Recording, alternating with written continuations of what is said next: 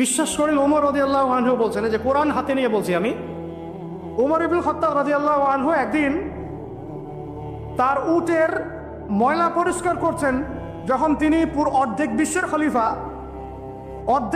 খলিফা উটের ময়লা পরিষ্কার করছেন। আলী ইবনে আবি তালেব এসে বলছেন, ইয়া আমিরুল মুমিনিন, আপনি আপনার পরবর্তী খলিফাদের উপরে কত কঠিন বোঝা চাপায় দিচ্ছেন।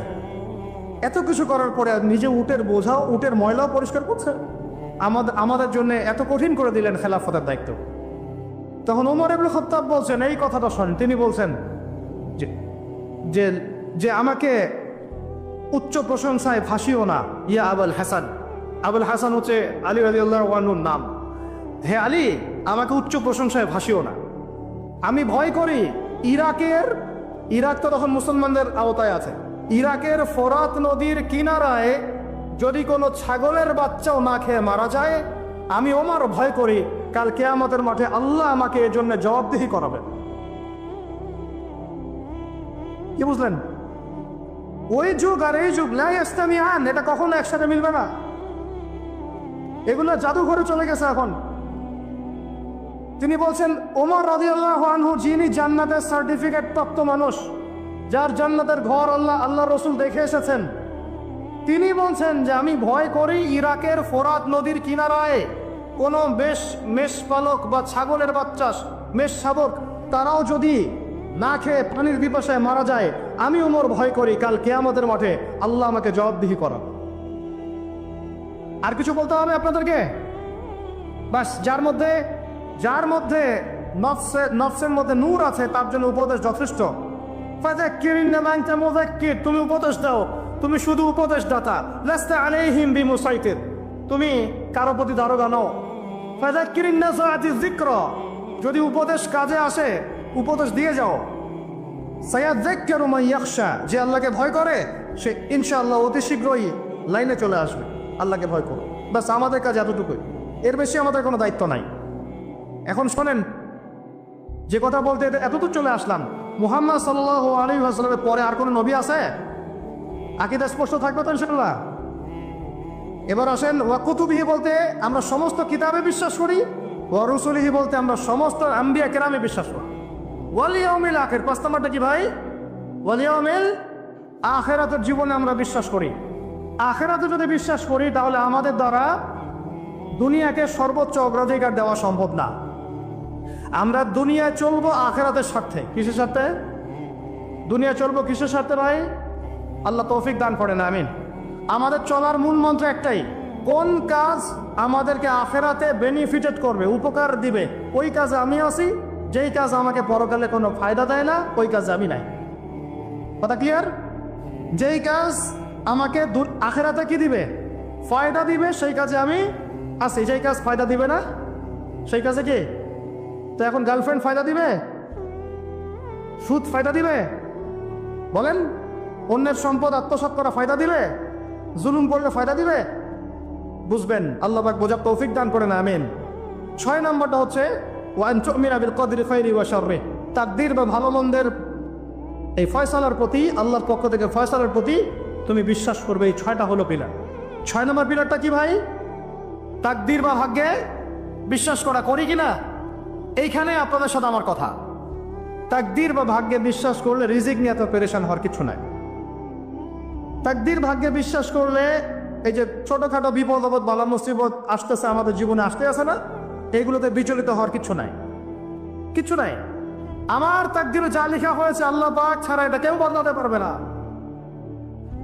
আপনার আমার তাকদীরে যদি লেখা থাকে যে আমাদের হাতে আল্লাহর জমিনে আল্লাহর কালিমার পতাকা প্রতিষ্ঠিত হবেই, কোনো শক্তি ঠেকাতে পারবে না এটা। আর যদি না লেখা থাকে তাহলে সারা দুনিয়া মিলেও আমার কোনো উপকার করতে পারবে না। আমরা আল্লাহর প্রতি পূর্ণ তাওয়াক্কুল করি, পূর্ণ বিশ্বাস রাখি ইনশাআল্লাহ। আর এটাও বিশ্বাস করি ইনশাআল্লাহ তাআলা আল্লাহ পাক আমাদের হাতে আল্লাহর জমিনে দিন কায়েম করাবেন ইনশাআল্লাহ তাআলা। কেউ আটকাতে পারবে না ইনশাআল্লাহ তাআলা, যদি আল্লাহ পাক আমাদের সাথে থাকেন। এখন আল্লাহ কার সাথে থাকবেন? ওই যে শুরুতে বলেছি, ইন তানসুরুল্লাহ ইয়ানসুরকুম, যে আল্লাহর দিনকে সাহায্য করে আল্লাহ তার সাথে থাকবে ইনশাআল্লাহ। কথা ঠিক আছে ভাই? আচ্ছা, আর বেশ বাড়ালাম না। এবার আসেন, 1 নম্বর বুঝলেন, ইমানদার হতে হলে এইরকম ইমানদার হতে হবে। কয় পিলার ভাই? কয় পিলার? 1 নম্বর বলেন, আল্লাহ বিশ্বাস 2 নম্বর, ফেরেশতায় বিশ্বাস 3 নম্বর, হ্যাঁ আসমানি কিতাব সমূহ 4 নম্বর, নবী রাসূলগণ 5 নম্বর, পরকাল 6 নম্বর। মুখস্থ থাকবে ইনশাআল্লাহ। এই 6টা পিলারকে 3টা কাজ করবেন। কয়টা কাজ? 1 তাসদিক বিল জিনান, এই যে কলব হৃদয় আছে, হৃদয় থেকে বিশ্বাস করা। বিশ্বাস করি আমরা, হৃদয় থেকে বিশ্বাস করি তো ইনশাআল্লাহ। ওয়াল ইকরার বিল লিসান, মুখে স্বীকৃতি দিবেন। মুখে কি দিবেন? স্বীকৃতি দিচ্ছি কিনা। আর 3 নাম্বার হচ্ছে ওয়াল আমালু বিল আরকান, কাজে প্রমাণ করা, কাজে বাস্তবায়ন। এখন যদি কেউ বলে আমি ইমানদার, নামাজ পড়ে না, কাজে বাস্তবায়ন হলো? ইমান আমার খুব পাকাপোক্ত, যাকাত দেই না, হবে? বছর বছর হজ উমরা করেন, এদিকে মানুষের সম্পদ আত্মসাৎ করতেছেন, হবে? ব্যাস, এই কথা ক্লিয়ার বোঝা যাচ্ছে কি? আল্লাহ পাক আমাদের সবাইকে তৌফিক দান করেন। এই ইমান যদি থাকে ইনশাআল্লাহ দুনিয়া সফল, পরকালে সফল। 2 ওয়া আমিলুস সলিহাত, আমলে সলেহ মানে কি? এক কথায় বোঝেন, এক কথায় বোঝেন। আমলে সলেহ মানে হচ্ছে আল্লাহ পাক কোরআনে এবং তার রাসূল হাদিসে, আমার সাথে বলেন, আল্লাহ পাক কোরআনে, তার রাসূল হাদিসে যত নেক আমল করতে বলেছেন সব নেক আমল করা হলো আমলে সলেহ। ক্লিয়ার? কি বললাম বলেন তো আমার সাথে? আল্লাহ পাক কোরআনুল কারীমে, তার রাসূল হাদিসের মধ্যে যত নেক কাজ করতে বলেছেন সেগুলো করার নাম, সেগুলো করার নাম আমলে সলেহ। যেমন নামাজ, যেমন সওম, যেমন সাদাকা, যেমন রমজানে সওম রাখা, হজ করা, উমরা করা, পিতা মাতার সাথে ভালো ব্যবহার, এমনকি মুসলিম ভাইয়ের সাথে হাসি মুখে কথা বলা, মুসাফা করা, হাসি মুখে কথা বলা, এগুলো থেকে শুরু করে যত উচ্চ পর্যায় পর্যন্ত আছে, একদম আপনার চেহারার দাড়ি থেকে নিয়ে জিহাদের ময়দান পর্যন্ত সবকিছু কি আমলে সলেহ। ক্লিয়ার কথা? এবার আরেকটা বিষয় বোঝেন, আমলে সলেহের এটা হচ্ছে একটা পিঠ। পয়সার যেমন 2 পিঠ থাকে, এটা আমলে সলেহের 1 পিঠ। আরেক পিঠে কি আছে? আরেক পিঠে আছে আল্লাহ পাক কোরআনে, তার রাসূল হাদিসে যত মন্দ কাজ থেকে দূরে থাকতে বলেছেন সেগুলো থেকে দূরে থাকার নাম হলো আমলে সলেহ। বুঝতে পারি নাই? বুঝতে পারি নাই? একটা পিঠ তো চিনলেন, ভালো কাজগুলো করা। আরেকটা পিঠও চিনেন, আল্লাহ পাক কোরআনে, তার রাসূল হাদিসে যত খারাপ কাজ থেকে দূরে থাকতে বলেছেন, দূরে থাকার নাম, আরো জোরে বলেন, দূরে থাকার নাম।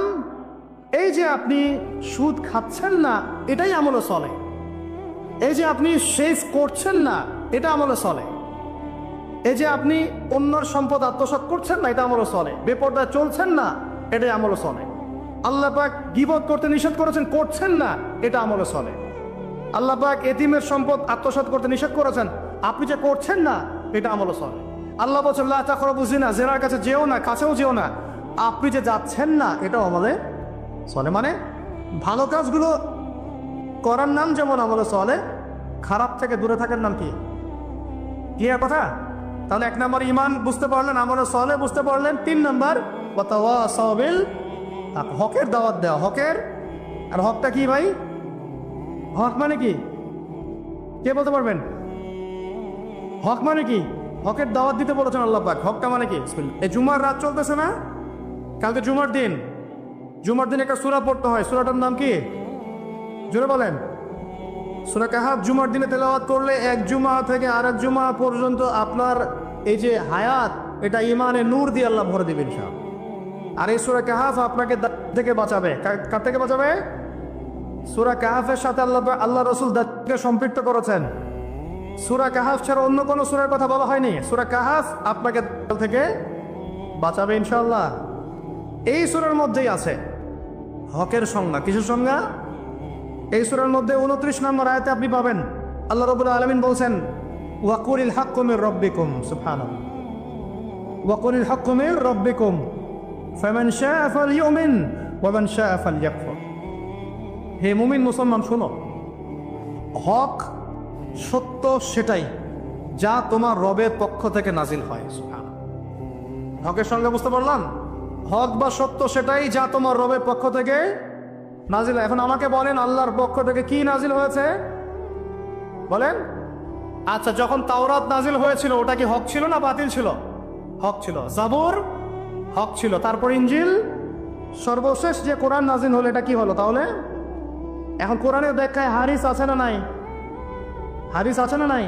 নাকি শুধু কোরআন মানলেই হবে, হাদিস মানার দরকার নাই? এরকমও তো দল আছে আমাদের দেশে, আছে না? খবরদার এসব এই ফিতনায় পা দিবেন না। ওয়ামা ইয়ানতিকু আনিল হাওয়া, আল্লাহ বলছেন আল্লাহ নবী নিজের মন গড়া কোনো কথা বলতেন না। ইন হুয়া ইল্লা ওয়াহয়ুন ইউহা, তিনি শুধু সেই কথাই বলতেন যা তার কাছে ওহী করা হয়েছে। হাদিসের কথাগুলো এগুলো আল্লাহর পক্ষ থেকে আসা, নবী সাল্লাল্লাহু আলাইহি ওয়াসাল্লাম তার জবানে বলেছেন। সুবহানাল্লাহ। এখন এই কোরআন এবং হাদিস হলো হকের মানদণ্ড। তাহলে কোরআন হাদিসের সাথে যা মিলবে তা আমি নিব, যা মিলবে না তা নিব। আবার বলি, কোরআন হাদিসের সাথে যা মিলবে তা আমি নিব, যা মিলবে না তা আমি নিব না। ব্যাস, যা মিলবে তাই নিবেন। যার কথাই কোরআন সুন্নাহর সাথে মিলবে আপনি নিবেন, মিলছে না নিবেন না। আমার কোনো কথা যদি দেখেন কোরআন সুন্নাহর সাথে মেলে নাই, ওইটা দেওয়ালে ছুঁড়ে ফেলে দিবেন, কোনো দরকার নেই। হতেই পারে মানুষের সব কথাই যে একদম 100% পারফেক্ট হবে, নট নেসেসারি, ভুল হতে পারে। যদি দেখা যায় কোরআন সুন্নাহর সাথে মেলে নাই, ছুঁড়ে ফেলে দেবেন। যেটা মিলেছে অবশ্যই নিতে হবে। এখন হকের মানদণ্ড কি পেলাম বলেন? হকের মানদণ্ড কি? কোরআন এবং এই হকের দাওয়াত আল্লাহ পাক দিতে বলছেন। এই হকের দাওয়াত দেওয়ার দায়িত্ব কি শুধু একা আমার, একা এই যে আলেম ওলামায়ে কেরামের, নাকি আমাদের সবার? দাওয়াতের মেহনত আপনি করবেন অবশ্যই, কিন্তু ইখতিলাফি মাসআলা, ফিকহি মাসআলা, গভীর যে বিষয়গুলো, এগুলো নিয়ে আপনি কথা বলবেন না। যেমন নামাজের দাওয়াত আপনি দিতে পারেন, পারেন কি না? নিজে নামাজ পড়েন, একটা বন্ধুকে নামাজের দাওয়াত দিতে পারেন। নিজে রোজা রাখেন, মানুষকে রোজার দাওয়াত দেন। নিজে পর্দা করেন, আরেক বোনকে পর্দার দাওয়াত দেন। কিন্তু আপনি ফিকহি ইখতিলাফি মাসআলার পার্থক্য বুঝেন না, অনেক গভীর, এগুলো নিয়ে সমাজে ফাসাদ সৃষ্টি করতে যাবেন। ফিকহি মাসআলার হাত বাঁধার, আমিনে, রফল ইয়াদাইনে, জোরে আমিন, আস্তে আমিন, তারাবি, এটা ওইটা, অনেক যে ব্যাপারগুলো আছে, এগুলো ফিকহি ইখতিলাফি মাসআলা, যেগুলোর গভীর জ্ঞান অর্জন না করা পর্যন্ত কেউ ইজতিহাদ করতে পারে না।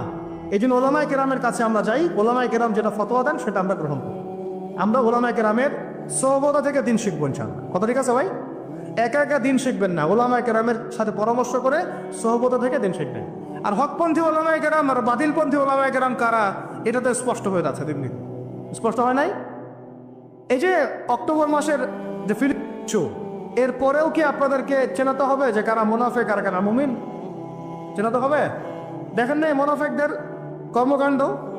এইরকম সময় তারা ইহুদের পক্ষে কথা বলে নাই, বলে নাই? এরকম নির্লজ্জ জাতি, এটা নির্লজ্জ একটা প্রজন্ম, যারা যুদ্ধ চলাকালীন ইহুদের পক্ষে কথা বলেছে। আল্লাহ পাক হেফাজত করেন আমাদেরকে এই ফিতনা থেকে। মুহাক্কিক আলেমদের সাথে পরামর্শ করে দিন পালন করবেন, আল্লাহ পাক তৌফিক দান করেন, আমিন। তাহলে হক বলতে বোঝাচ্ছি কোরআন এবং হাদিস। আল্লাহ পাক কোরআন হাদিসের এই হকের দাওয়াতটা সবাইকে দেওয়ার তৌফিক দান করেন। দাওয়াতটা কি দিব শুধু সৎ কাজে আদেশ করব, নাকি অসৎ কাজে নিষেধ করব? বলেন। আচ্ছা, এইটা মূলনীতি দাওয়াতের। শোনেন, এই কথাটা ভালো করে শোনেন। আল্লাহর নবী সাল্লাল্লাহু আলাইহি ওয়াসাল্লামের চেয়ে ভদ্র কোনো মানুষ ছিল? আসছিল কখনো? নম্র, সভ্য, ভদ্র কোনো মানুষ পৃথিবীতে কখনো আসছে তার চাইতে? আসবে?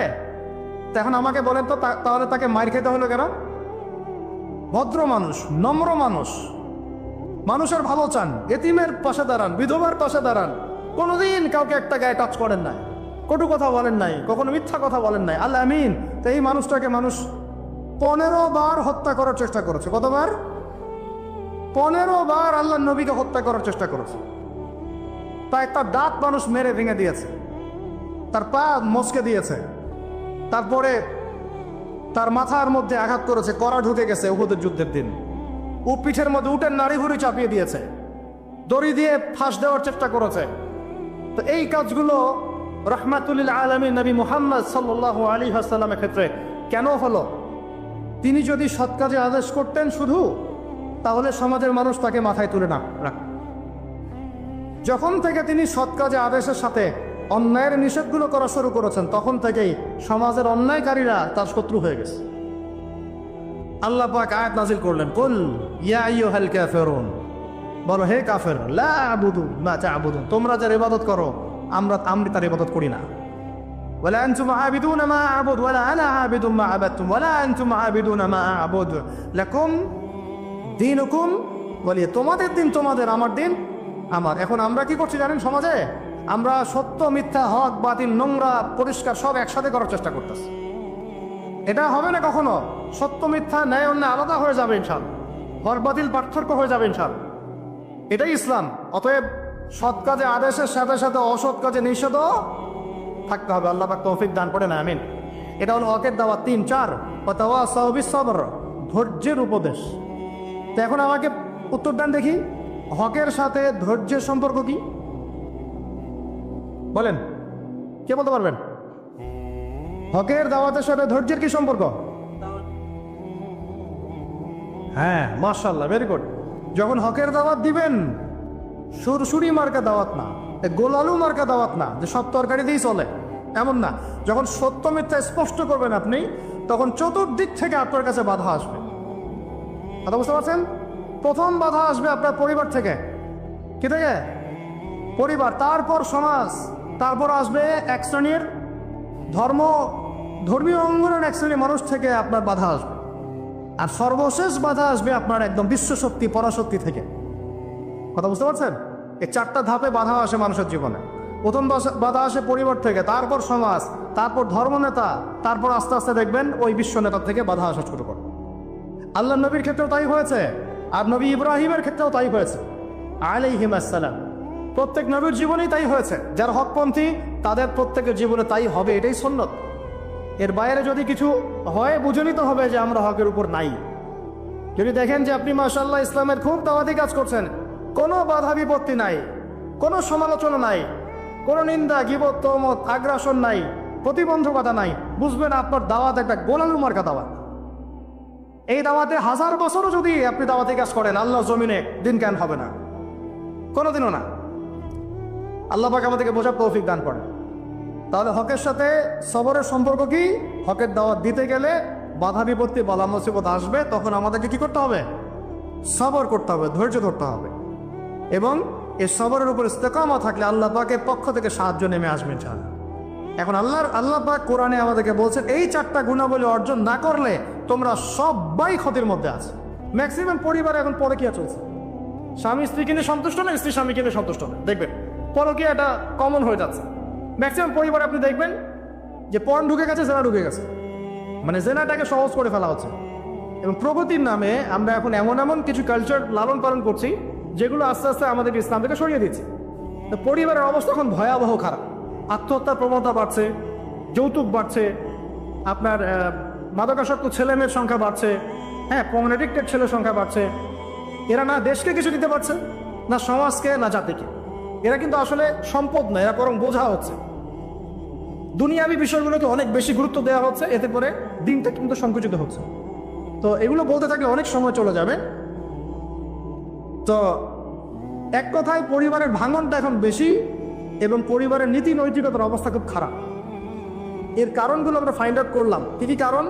1 নাম্বার ধরেন, কোরআনের তালিম চর্চা উঠে যাওয়া, তাওহীদ উঠে যাওয়া, শিরকের অনুপ্রবেশ, সুন্নত উঠে যাওয়া, বেদাতগুলো ঢুকে যাওয়া, পরিবারে হারাম রিজিক ঢুকে যাওয়া, পরিবারে কর্তাদের নীরব ভূমিকা, হ্যাঁ, পরিবারে হাজরা আলাইহিস সালামের মতো মা না থাকা, পরিবারে খাদিজা রাদিয়াল্লাহু আনহার মতো স্ত্রী না থাকা, অনেক কারণ। এরপরে বাইরের সংস্কৃতি অনুপ্রবেশ, হ্যাঁ, প্রিন্ট এবং ইলেকট্রনিক মিডিয়ার যৌনতা, এই সব কিছু মিলে কিন্তু পরিবারগুলো ক্রাশ করছে। এতে করে দেখবেন অনেক সমস্যা হচ্ছে। যৌতুক তো বললাম, সবচেয়ে বড় কথা আপোষের যে মিল মোহব্বত, ওয়াজআলা বাইনাকুম মাওয়াজ্জাতা ওয়া রাহমা, এটা আস্তে আস্তে কমে যাচ্ছে। এবং পরিবার যখন এরকম ভাঙনের শিকার হচ্ছে, তখন দেখবেন সমাজের মধ্যে স্টেবিলিটি নষ্ট হচ্ছে, এবং এই সমাজগুলো দিয়ে আপনি কখনো আদর্শ রাষ্ট্র কায়েম করতে পারবেন না।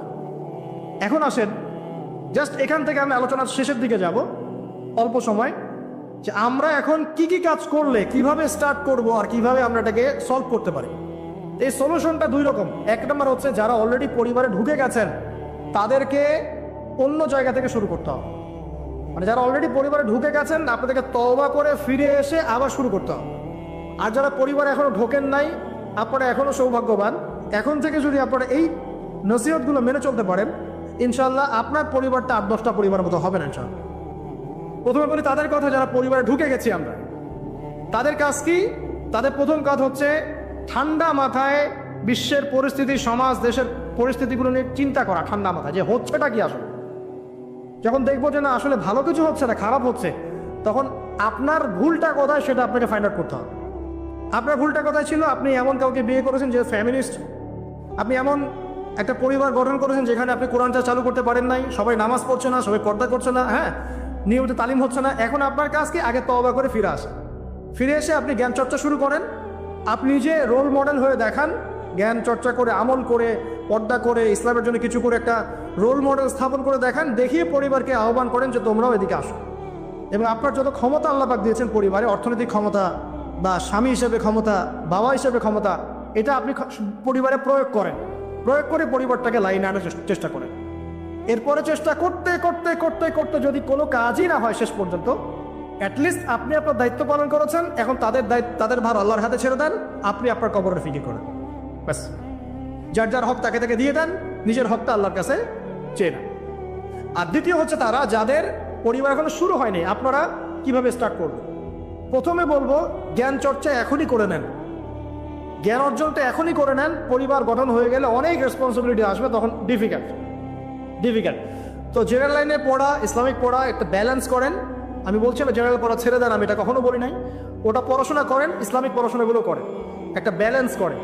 করে আপনি 5 ওয়াক্ত নামাজ শুরু করেন, আল্লাহ রাস্তায় সময় লাগান, কোরআন তেলাওয়াত করেন, আলেম ওলামার সোহবতে যান, হ্যাঁ, আত্মশুদ্ধিমূলক কাজ করেন, সমাজ কল্যাণমূলক কাজ করেন। পাশাপাশি আরও বলবো যে দিনী কাজে ব্যস্ত থাকেন, দিনী কাজে ব্যস্ত থাকেন, ভালো কাজে ব্যস্ত থাকেন।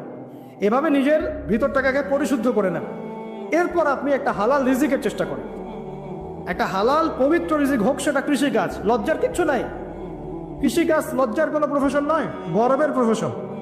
কারণ আল্লাহ পাক বহু নবীকে রাখালি করিয়েছেন, পশুপালন করিয়েছেন। জানেন, মুসা আলাইহিস সালামকে আল্লাহ পাক পশুপালন করিয়েছেন 8 বছর 10 বছর। এগুলো কোনো লজ্জার প্রফেশন নয়, এটা গর্বের প্রফেশন। আপনি হালাল রিজিক, অর্থনীতি হোক, আপনার কৃষিভিত্তিক হোক, বা ব্যবসা করেন হালাল কোনো, বা গভর্নমেন্ট জব, বড় বড় গভর্নমেন্ট জবের জন্য ট্রাই করেন, সেটাও ভালো। যদি না পান, বেসরকারি জব পান, আলহামদুলিল্লাহ। খেয়াল রাখবেন, জব করতে গিয়ে, ব্যবসা করতে গিয়ে এবং রিজিকের সন্ধান করতে গিয়ে আপনার নামাজ যেন ছুটে না যায়, আপনার রিজিকে হারাম যেন ঢুকে না যায়, আপনাকে যেন সুদ খেতে না হয়, আপনাকে যেন ফ্রি মিক্সিংয়ে যেতে না হয়, এগুলো খেয়াল রাখেন। খেয়াল রেখে একটা হালাল রিজিকের সোর্স আগে বের করেন। প্রয়োজনে উদ্যোক্তা হন, নতুন কিছু উদ্যোগ গ্রহণ করেন, উদ্যোক্তা হয়ে নিজে কিছু প্রতিষ্ঠা করে দেখান, এমন কিছু করেন। এরপরে আপনি বিয়ের ফিকিরটা করেন, রিজিকের ব্যবস্থাটাকে করে নেন, তারপরে ওদিকে যান। আপনার আপন ভাই হিসেবে আমি কথাগুলো বলছি, মনে করেন। এরপরে আপনি যখন বিয়ে করবেন, বললাম তো, মেয়ের জাস্ট দিনদারিতা দেখবেন। হ্যাঁ, এর উপর যদি সৌন্দর্য থাকে আলহামদুলিল্লাহ, বংশ ভালো হয় আলহামদুলিল্লাহ, মেয়ের অর্থ সম্পদ আছে আলহামদুলিল্লাহ। যদি এগুলোর কোনোটাও না থাকে, দিনদারিতা থাকে, জাস্ট ওটাকে দেখেন, আর কিছু দেখার দরকার নেই, কিচ্ছু দেখার দরকার নেই। এরপরে আরেকটা কথা বলতে ভুলে গিয়েছি, যে আপনি এই লেভেলে যাওয়ার আগে নিজেও পবিত্র থাকার চেষ্টা করেন। আপনি নিজে জেনায় যায় না, নিজে পর্নে যায় না, নিজে হারাম অ্যাফেয়ার্সে যায় না। যদি আপনি যান, তাহলে আল্লাহ পাক কিন্তু আপনাকে পবিত্র স্ত্রী নাও দিতে পারেন। এটাই আল্লাহ পাকের নীতি, যে একজন পবিত্র মানুষ পায়। ঠিক আছে, যে যেমন আল্লাহ পাক তাকে তেমন মিলিয়ে দেন, এটা আল্লাহ পাকের একটা সুন্নাহ। এর ব্যতিক্রম হতে পারে, কিন্তু আপনি যদি পবিত্র না থাকেন, আপনি পবিত্র স্ত্রী নাও পেতে পারেন। তা আপনি আগে নিজে পবিত্র থাকেন, তারপরে আপনি এখন মেয়ে দেখেন। আলহামদুলিল্লাহ, বললাম দিনদারিতা প্রাধান্য দেন। এখানে হাদিসে এটা বলা হয় নাই যে 4টা গুণ দেখে বিয়ে করো, বরং বলা হয়েছে 4টা গুণ দেখে সাধারণত বিয়ে করা হয়। ঠিক আছে, করো আদেশটা এমন নয়, ইনকাহ কথাটা এমন নয়, বা ইনকাহু এমন নয়, তুনকাহু মানে বিয়ে সাধারণত করা হয়। কেউ টাকা দেখে, কেউ সৌন্দর্য দেখে, কেউ দেখে বংশ। তুমি দেখো দিন, নবীজি বলছেন তুমি দিন দেখো, তাহলে তোমার হাত ধুলে ধূসরিত হবে, মানে ধ্বংস হয়ে যাবে তুমি। আর দিন দেখার ক্ষেত্রে শুধু বাইরের গেট আপটা যথেষ্ট নয়, তার পড়াশোনা দেখেন, তার হিস্ট্রি ঘাটবেন, তার অতীতে সে কোথায় কোথায় পড়াশোনা করেছে, কি করেছে, খোঁজ খবর নেবেন।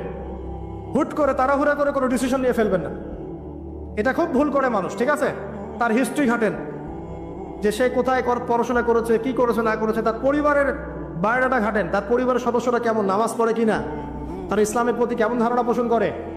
তার মাকে দেখেন, তার মা পর্দা করে কিনা, তার মা ইসলামের উপর আছে কিনা। তার নানিকে দেখেন, তার পরিবারবর্গকে দেখেন, তারপর আপনি ডিসিশন নেওয়াটা সহজ হবে। এগুলোর চেয়ে ব্যতিক্রমও হতে পারে। ওই আজারের পরিবারে ইব্রাহিমের জন্ম হতে পারে, ফেরাউনের আন্ডারে আসিয়ার জন্ম হতে পারে, থাকতে পারে, কিন্তু এটা ব্যতিক্রম। নর্মালি কিন্তু সবসময় এমনটা হয় না। যে প্যারেন্টিংস দিয়ে তারা বড় হয়েছে ওই প্যারেন্টিংস তাদের মধ্যে থেকে যায়। এই কারণে মেয়ের ব্যাপারে খুব সেন্সিটিভ থাকবেন। আগে পুরো বিষয়গুলো ঘেটে নিয়ে তারপরে আপনি কোনো জায়গায় পা দেন। তারও আগে ইস্তেখারা করবেন আল্লাহর কাছে, যে আল্লাহ আমি তোমার কাছে ইস্তেখারা করছি, আমি জানি না যে কোনটা আমার জন্য ভালো হবে কোনটা খারাপ। আল্লাহ এটা যদি আমার জন্য ভালো হয় সহজ করে দাও, যদি খারাপ হয় আল্লাহ দূর করে দাও। নিজের উপর চাপ নিয়েন না। তারপরে যদি দেখেন আলহামদুলিল্লাহ দিনদার, আর ডানে বামে দেখার দরকার নাই। যদি আপনি আপনার মনের মতো দিনদার পবিত্র একজন মেয়ে পেয়ে যান, আর যদি সে সুন্দরীও হয় মাশাআল্লাহ, আর ভালো বংশের হয়, তাহলে সারাটা জীবন তাকে নিয়ে কাটিয়ে দেন। সারাটা জীবন তাকে নিয়ে কাটিয়ে দেন, আপনি হ্যাপি হবেন ইনশাআল্লাহ। ডানে বামে দেখার আর দরকার নাই। যদিও একাধিক বিয়ের অনুমতি আছে, কোরআন সুন্নায় সবকিছুই আছে, কিন্তু এখন বাস্তবতাটাও বুঝতে হবে। কিরকম? কোরআন সুন্নায় এমন অনেক কিছুই আছে যেটা বাস্তবে ইমপ্লিমেন্ট করাটা এতটাও সহজ না। যখন যারা করতে চায় তাদেরকে অনেক অনেক হ্যাসেল পোহাতে হয়, কারণ সমাজটা যেহেতু এমন না। কোরআন সুন্নায় আছে যদিও, কিন্তু সমাজটা এমন না। কারণ ওই ব্যক্তি কোরআন সুন্নাহ মানতে গেলে দেখা যায় সমাজ থেকে ব্যাপক হ্যারাসমেন্টের শিকার হয়। যদিও এটা তার দোষ না, এটা আল্লাহ পাক তাকে হয় পরীক্ষা করছেন, অথবা এই ওসিলা তার গুনাহ মাফ করবেন। কিন্তু নর্মালি যেটা চলছে এখানে আপনি আপনার বেস্টটা নেন, যেটা অপশনাল সেদিকে যাওয়ার দরকার নেই। এটা আমার নসিহত। কারণ সবার ওই শক্তি সামর্থ্য থাকে না যে সব কিছু সুন্দর মতো টাইটলি হ্যান্ডেল করতে পারবে। আর বলা যত সহজ, করার ব্যাপারটা এতটাও সহজ নয়। সো আর এই তো জেনারেশনের মেয়ের তো দেখছেন, পান থেকে চুন খসলেই দেখবেন যে বিশাল তুলকালাম হয়ে যাচ্ছে। তো যদি আপনাকে আল্লাহ পাক আপনার পবিত্রতার কারণে, আপনার ঈমান আমলের কারণে খুশি হয়ে এমন একজন দিনদার, নেককার, পুণ্যবতী, সুন্দরী, সুশ্রী স্ত্রী দিয়ে দেন, আর ডানে বামে কখনো দেখবেন না, একদম তাকে নিয়ে পুরো লাইফটা কাটিয়ে দেবেন সব। ঠিক আছে? এরপরে দোয়া করবেন আল্লাহর কাছে, আল্লাহ এটার মধ্যে কল্যাণ বরকত দান করো। বিবাহের ক্ষেত্রে আপনি মুহূর্তটাকে কম করবেন। আপনি মানে মেয়েদেরকে বলছি, মেয়ের বাবাদেরকে বলছি, সামর্থ্য অনুযায়ী করবেন। ছেলের সামর্থ্য অনুযায়ী করবেন, তার উপরে বোঝা চাপিয়ে দিবেন না। কিয়ামতের আলামতের হাদিসে আমি এটাও পড়েছি, শেষ জামানায় মোহর অনেক বেশি করা হবে, দেওয়া হবে কম। হয় না এমন? আর বাকি আছে আলামতের কিছু। তো ওই চিটারির মধ্যে নাই। আপনি বলছেন 1 লাখ আমি দিব, নগদ দাস নগদ। বলছেন 5 লাখ দেওয়ার সামর্থ্য আছে আমার, 5 লাখ দিব, যে নগদ শেষ, পরে মাফ নিয়ে নিব, এইসব বার্গেনিং আপনি নাই। আর এখনকার বিবাহগুলো দেখলে মনে হয় যে মেয়ের বাবা ছেলেকে বিক্রি করছে, আর ছেলের বাবা মেয়ে কিনছে। সবচেয়ে বেশি মোহর দেখা যায় যে চিটাগাং এরিয়ার দিকে আর কি। এবং আপনি জানেন কিনা সবচেয়ে বেশি বিবাহ বিচ্ছেদ ওই জায়গায় বেশি। বাংলাদেশে বিবাহ বিচ্ছেদ দেখা যায় যে প্রতি 24 ঘন্টায় দেখা যায় 28টা 29টা বাংলাদেশে। হ্যাঁ, শুধু তাই না, আমি দেখলাম যে 10 লক্ষ মেয়ে অতিরিক্ত আছে পুরুষদের তুলনায় সমাজে ঘুরে বেড়াচ্ছে, স্বামী নাই। 10 লক্ষ মেয়ে। এবং এই ডিভোর্স দেওয়ার ক্ষেত্রে দেখা গেছে যে মেয়েদের প্রবণতা বেশি। 70% মেয়ে ডিভোর্স দিয়েছে, ছেলে দেয় নাই। 30% ছেলে। তাহলে মেয়েদের সাইকোলজি চিন্তা করেন। ও মনে করছে আমি তো এখন শিক্ষিত হয়ে গেছি, তোমাকে আমার দরকার নাই, আমি চাকরি করে খাবো।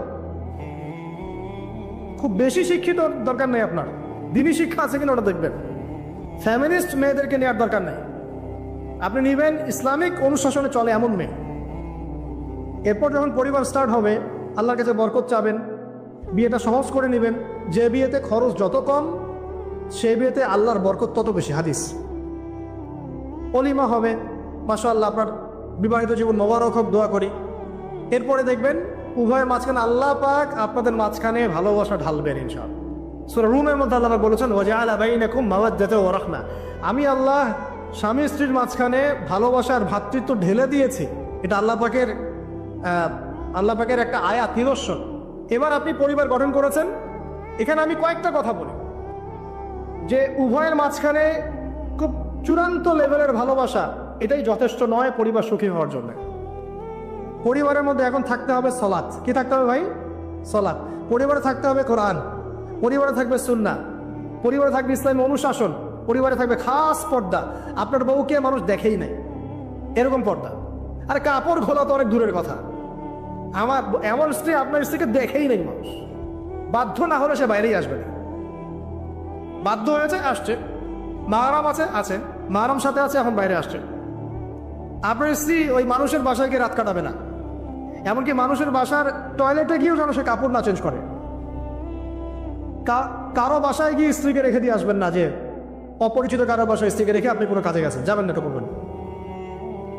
আপনার কাছে মনে করেন একটা কোহিনূর হীরা আছে, মনে করেন যেটার মূল্য ধরেন যে $1,00,00,000, এটা আপনি কি যত্রতত্র ইউজ করবেন, নাকি আপনি খুব যত্ন করে আপনার ভিতরে আগলে রাখবেন? কোনটা? ইসলাম এভাবে নারীকে সম্মানিত করেছে যে তারা আমাদের কাছে এত বেশি প্রেশিয়াস যে আমরা এভাবে যত্ন করে ওদেরকে ঢেকে রাখি। কথা কি বুঝতে পারছেন? আর তোমাদের কাছে মেয়েদের দাম নাই, তোমরা ল্যাংটা হয়ে ধরো, তোমাদের কে পাতা দিয়েছে?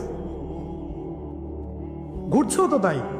আর নগ্নতা বলতে আপনি কি মনে করছেন? খালি কি বিকিনি সংস্কৃতি নগ্নতা? নিসা ওদিকে আসে, এত নারীও তো নগ্নতা, যে নারী পোশাক পরেও নগ্ন হয়ে আছে, এটাও তো নগ্নতা।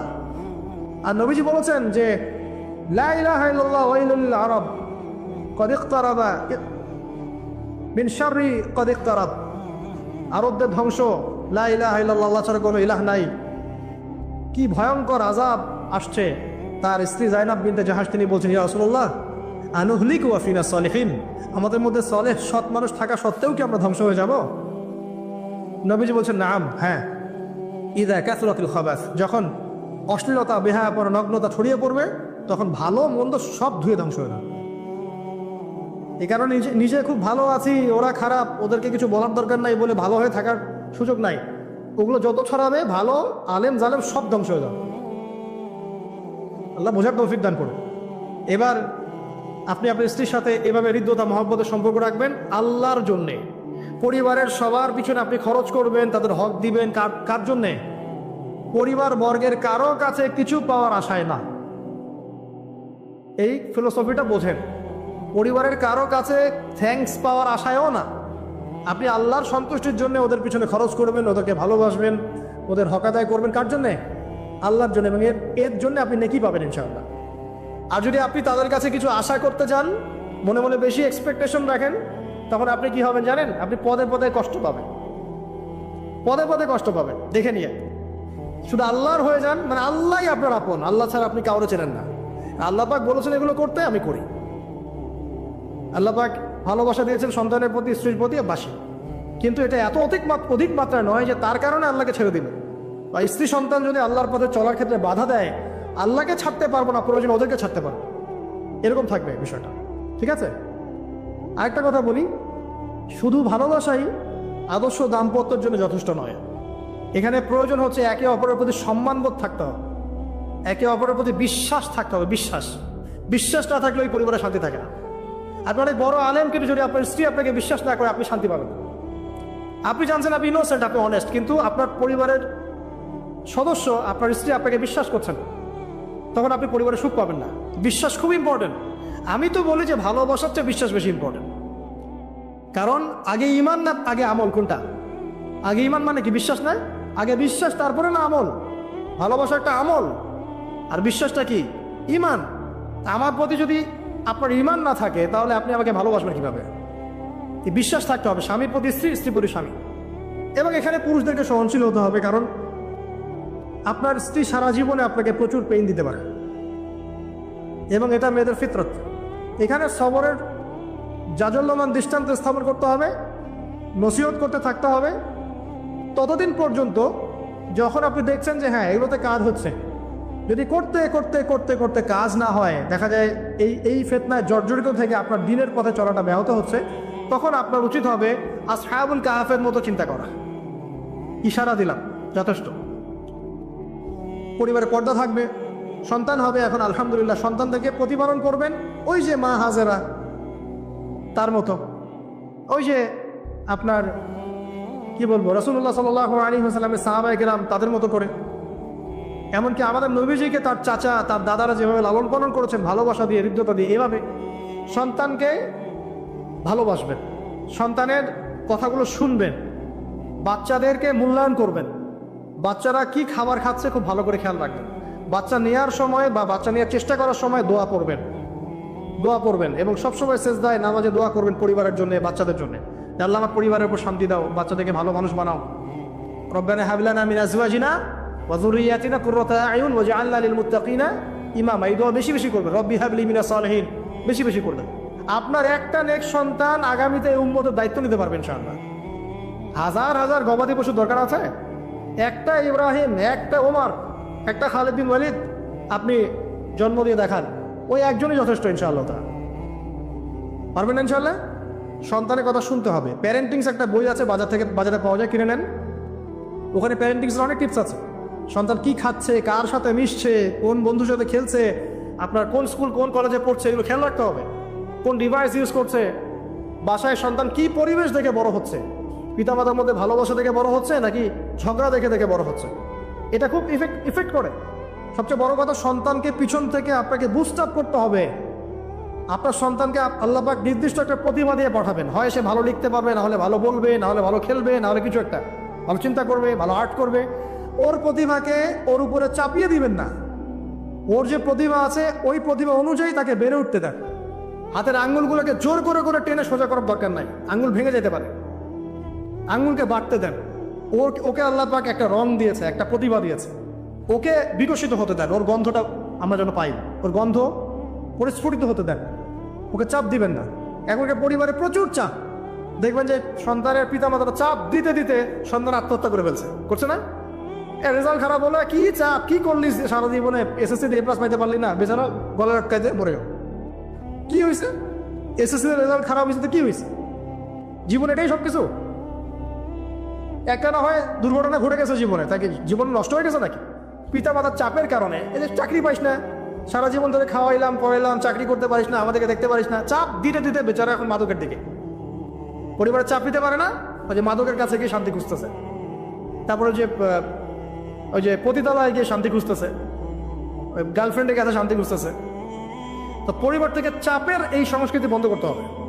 পরিবারের সন্তানদেরও পিতামাতাকে চাপ দেওয়া উচিত নয়, পিতামাতারও উচিত নয় সন্তানকে চাপ দেওয়া। বরং তার প্রতিভাটাকে ফাইন্ড আউট করে আপনি বিচক্ষণ বাবা হিসেবে আপনি দেখবেন যে তার প্রতিভা কোন দিকে আছে, সেদিকে আপনি তাকে নিয়ে যাবেন। আর যদি আপনি আল্লাহওয়ালা হন, দেখবেন ইনশাল্লাহ তার প্রতিভা ইসলামের দিকেই থাকবে ইনশাআল্লাহ। ইমাম বুখারীর মায়ের কথা শোনেন নাই? তার মা সারাদিন কান্নাকাটি করে দোয়া করতো, আল্লাহ আমার ছেলেটাকে দিনের জন্য কবুল করো, আমার ছেলেটাকে দিনের জন্য কবুল করো। তার চোখের সমস্যা ছিল, তিনি চোখে ভালো করে দেখতে পারতেন না। মায়ের দোয়ার বদৌলতে আল্লাহ পাক তার চোখের সমস্যা দূর করে দিয়েছে। এখন ইমাম বুখারী রাহিমাহুল্লাহর কিতাব সবাই পড়ছে না? একজন মায়ের তাড়না দেখেন, মা সন্তানের জন্য দোয়া করবে, আল্লাহ আমার সন্তানটাকে দিনের জন্য কবুল করো। বাবা দোয়া করবে, আল্লাহ আমার বাচ্চাটাকে দিনের জন্য কবুল করো। এই যে বাবা নূহের তাড়না দেখেন, ইব্রাহিম আলাইহিস সালামের তাড়না দেখেন, রব্বি হাবলি মিনাস সালিহিন, আল্লাহ আমাকে সুসন্তান দান করো। চাপ দিন না, সন্তানের প্রতিভা অনুযায়ী আপনি তাকে বিকশিত হতে দেন। ইনশাল্লাহ দেখবেন একদিন সে আপনার মুখ উজ্জ্বল করবে ইনশাল্লাহ। আর চাপ দিলে কি হবে জানেন? অকালেই ঝরে পড়বে, অকালে ঝরে পড়বে, ওর মাইন্ডটা বিক্ষিপ্ত হয়ে যাবে। তখন পরিবার থেকে তার একটা দূরত্ব সৃষ্টি হবে। ওই সুযোগ শয়তান নিবে, খারাপ বন্ধুর পাল্লায় পড়বে, আয় গাঁজা একটা টান দে, আয় একটু যাবা খা, একটু এটা কর সেটা কর। আস্তে আস্তে দেখবেন হারাই গেছে অন্ধকার জগৎ। অন্ধকার জগৎ একবার হারাই গেলে আর ফিরে পাবেন না। এদিকে প্র্যাকটিক্যাল কথা না ভাই। মেয়েকে চাপ দিবেন, দেখবেন যে বেঁকে বসছে। যদি ছোটবেলা থেকে মেয়েকে আপনি সুন্দর হিজাব পোশাক তরবিয়ত দিতে পারেন, এই মেয়ে বড় হয়ে ইনশাল্লাহ বেলাইনে যাবে না। ছোটবেলা থেকে ওকে যদি আপনি নায়িকাদের মতো মানুষ করেন আর বড় হয়ে পস্তাবেন, আমার মেয়ে কেন ছেলের হাত ধরে পারা গেল, এটা তো আপনার জন্য হয়েছে। ছোটবেলা থেকে এই সন্তানের অনুশাসনটাকে ঠিক করতে হবে। ওই যে বললাম, পিতা মাতা যদি দিনদার মুত্তাকি পরেশগার হয়, তাদেরকে দেখেই সন্তান শিখবে। আমরা যখন সেজদা করি, আমাদের ছেলেমেয়েরা পিঠে উপর উঠে আসে না? ওরাও দেখবেন সেজদা করার ট্রাই করে না? মসজিদে নিয়ে আসেন বাচ্চাকে, দেখবেন ও দেখে দেখে দেখছে যে কি করছে এরা, কি করছে। ও তখন নিজেও একটু হাত বাঁধার চেষ্টা করে, এমন করে দাঁড়া থাকে, খেয়াল করে নাই? হাত তুলে। বাচ্চারা দেখে শিখবে, পরিবারে দেখে বাচ্চারা শিখবে যে পিতা মাতা কেমন, কিভাবে কথা বলে, পিতা কেমন করে মায়ের সাথে কথা বলছে, মা কেমন করে পিতার সাথে কথা বলছে, সে ওইভাবেই কথা বলবে। যে পরিবারে ওমরের মতো পিতা আছে, ওই পরিবার কি খারাপ হতে পারবে? যে পরিবারে হাজরা আলাইহিস সালামের মতো মা আছে, ওই পরিবার খারাপ হতে পারে? তো প্যারেন্টিংটা ঠিক করতে হবে। নৈতিক আদর্শের সাথে তাদেরকে ভালো খাবার দিবেন, খাবারের ব্যাপারে সচেতন থাকবেন।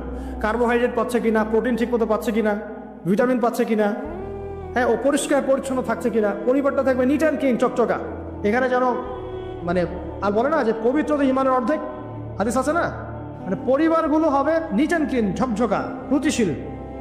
এখানে যেন নোংরা বিষয়ে না থাকে, নোংরা আবর্জনা, বাথরুম ঠিক নাই, এটা ঠিক নাই, এমন না। ঝকঝকা পরিবার, আপনার সামর্থ্য অনুযায়ী আপনি করবেন। কারণ পরিচ্ছন্ন না থাকলে বাচ্চা ক্ষেত্রে অসুস্থ হবে বেশি, অসুস্থ হলে পরে আপনার পেরেশানি, ওরা খাবে না ঠিক মতো, রুচি ঠিক মতো থাকবে না, বাদটা ঠিক বাড়বে না ঠিক মতো। তো পরিচ্ছন্নতার সাথে সঠিক খাবার, সঠিক প্যারেন্টিং, ইসলামিক তরবিয়ত এবং তার উপর চাপ প্রয়োগ না করে তাকে তার প্রতিভাটা বিকশিত হতে দেওয়া। চাপ প্রয়োগ না করার মানে এই নয় যে আপনি শাসনই করবেন না। পরিবারের উপর শাসন লাঠি থাকবে, কিন্তু ওটার যত্রতত্র প্রয়োগ করবেন না। যদি আপনি একদিন খুব বেশি পিটায় দেন, তারপর থেকে আপনার সন্তান আপনাকে ভয় পাবে না। কিন্তু আল্লাহ পাক কোরআনের জন্য বারবার একটা সাইকোলজি অ্যাপ্লাই করেছেন যে জাহান্নামে শাস্তি কিন্তু দিব, শাস্তি কিন্তু দিব, শাস্তি কিন্তু দিব। এই যে ভয়, আমরা কিন্তু ভয়েই জাহান্নাম থেকে দূরে আছি। এর একটা বিষয়ে মাথায় দিয়ে দিই আপনাদেরকে, যদি সমাজ বিপ্লবের ফিকির থাকে তাহলে আমাদেরকে কাছাকাছি আসতে হবে আর কি। কাছাকাছি আসতে হবে মানে কাছাকাছি জামাবদ্ধ থাকতে হবে, একে অপরের সাথে কমিউনিকেশন থাকতে হবে, দেখা সাক্ষাৎ থাকতে হবে, ওঠা বসা থাকবে, চলাফেরা থাকবে। এইরকম আমাদের সাপোর্ট করতে পারে অনেক মানুষ, বিদেশ থেকেও অনেকে সাপোর্ট করতে পারে, দেশে ভালো কিছু হতে পারে না। কিন্তু আপনি যে অভ্যুত্থান, বিপ্লব যেগুলো বলছেন শব্দগুলো, বা দিন প্রতিষ্ঠা, আল্লাহর দিন, আল্লাহর জমিন, আল্লাহর দিন কায়েম, এগুলোর জন্য একনিষ্ঠ মানুষ দরকার আশেপাশে। একটা তো মানে একটা চেইন অফ কমান্ড দরকার, এক কথা। ঠিক, এটা ছাড়া ভার্চুয়ালি হয় না এগুলা। যাই হোক, ওটা ভিন্ন প্রসঙ্গ। আমরা এখন যেটা বলছিলাম যে বেলাল রাদিয়াল্লাহু আনহুর পায়ের আওয়াজও নবীজি চিনতেন। তিনি কিন্তু যখন তাকে দেখানো হচ্ছে তখন কিন্তু তিনি তাকে দেখেন নাই যে বেলাল রাদিয়াল্লাহু আনহুর সামনে হাঁটতেছেন, তার পায়ের খসখস আওয়াজ শুনছেন। ওর কোনো বর্ণনা আসে খরম যে পড়তাম না আমরা আগে, খটখট খট করে শব্দ হতো, এই আওয়াজ তিনি পাচ্ছিলেন। তো এই আওয়াজ যে বেলাল রাদিয়াল্লাহু আনহুর, তিনি কিভাবে বুঝলেন? তার মানে দুনিয়াতে যখন বেলাল রাদিয়াল্লাহু আনহু তার আশেপাশে চলছেন, তার আওয়াজ তো তিনি শুনতে পাচ্ছেন, দেখছেন, এবং আল্লাহ পাক তাকে জানিয়ে দিচ্ছেন এটা বেলাল রাদিয়াল্লাহু আনহুর মর্তবা, মাকাম। তো এর আগে একদিন বলেছিলাম না, তিনি ওযু করতেন, ওযু করে 2 রাকাত নামাজ পড়তেন। যখন ওযু ভেঙে যাইতো তখন নতুন করে ওযু করতেন এবং 2 রাকাত তাহিয়াতুল ওযুর নামাজ পড়তেন। এই জন্যে বেলাল রাদিয়াল্লাহু আনহুকে এইরকম জান্নাতে মাকাম দেওয়া হয়েছে। এটা একটা খাস আমল আর কি। শুধু এই জন্যই না, তার তো তাওহীদ, রিসালাত, আখিরাত, দ্বীন ইসলামের বিষয়গুলো, দাওয়াত, জিহাদ সব তো আছেই। এটা খাস খুসুসি আমল। আমরা বলি না সবার কিছু খুসুসি আমল থাকে, এইটা একটা খুসুসি আমল ছিল বেলাল রাদিয়াল্লাহু আনহু। তো বেলাল রাদিয়াল্লাহু আনহুকে উমাইয়া বিন খালাফ, কি নাম? উমাইয়া বিন খালাফ মারাত্মক অত্যাচার করেছিল, মারাত্মক। মানে এটা তো আসলে বললে বোঝানো যাবে না। একটা মানুষকে মারতে মারতে রাস্তা দিয়ে নিয়ে যাওয়া, গলার মধ্যে রশি টেনে ছেঁচড়ানো, পাথর দিয়ে চাপা দেয়া, বালুর মধ্যে শুয়ে রাখা। যারা আরবে গিয়েছেন বা যাওয়া আসা করেন তারা ওখানকার গরম সম্পর্কে জানেন, কিছুটা ধারণা আছে। বেলাল রাদিয়াল্লাহু আনহুকে বলা হচ্ছিল তুমি ধর্ম ত্যাগ করতে হবে না, খালি বলো যে লাতের কসম, মজ্জার কসম, খালি এতটুকু বলো, তোমার আল্লাহকে গালিও দেওয়া লাগবে না, তুমি খালি বলো লাতের কসম, মজ্জার কসম। আর তিনি বারবার বলছিলেন আহাদুন আহাদ, আহাদুন আহাদ। যত মারা হচ্ছে তত বলছেন আল্লাহ এক, আল্লাহ এক, আহাদুন আহাদ। এরপরে সূরা নাজিল হয়ে গেল কাফেরদের প্রশ্নের প্রেক্ষাপটে, বলো আল্লাহ এক, কুল হুয়াল্লাহু আহাদ। এর সাথে বেলাল রাদিয়াল্লাহু আনহুর একটা এই আহাদ শব্দটা আল্লাহ পাকের কাছে এতই কবুল হয়ে গেছে, আল্লাহ পাক নিজের পরিচয় দিচ্ছেন প্রথম, বলো আল্লাহ এক। এই এক শব্দ দিয়ে, আহাদ শব্দ দিয়ে সমস্ত মুশরিকদের, যত দ্বৈতবাদী আছে, বহুত্ববাদী আছে, তাদের সবার ভিত্তিটা ভেঙে দেওয়া হয়েছে। একজন সত্তা আল্লাহ হতে পারবে না যদি সে এক না হয়। এখন আপনি হিসাব করে দেখেন যে হিন্দুত্ববাদী যারা বাংলাদেশে, তাদের দেবতাকে একজন, অসংখ্য দেবতা। তারপর যারা বহুত্ববাদী, তাদেরকে দেবতা একজন। যারা নক্ষত্রের পূজা করে, নক্ষত্র কি একটা? সূর্য কি আসলে একটা? এরকম অসংখ্য সূর্য আছে আমাদের সৌরজগতে, আমরা একটা দেখতেছি। এই গ্যালাক্সিতে কত সূর্য আছে? বহু সূর্য আছে। এমন অনেক গ্রহ আছে যে গ্রহগুলোর মধ্যে একাধিক চাঁদ আছে। চাঁদ কি একটা? গাছ কি একটা? নদী কি একটা? পাহাড় পর্বত কি একটা? যার উপাসনা আমি করব তিনি এক হইতে হবে, এমন একজন যার কোনো মানে দ্বিতীয় কোনো সত্তাজাত নাই, অদ্বিতীয় তিনি।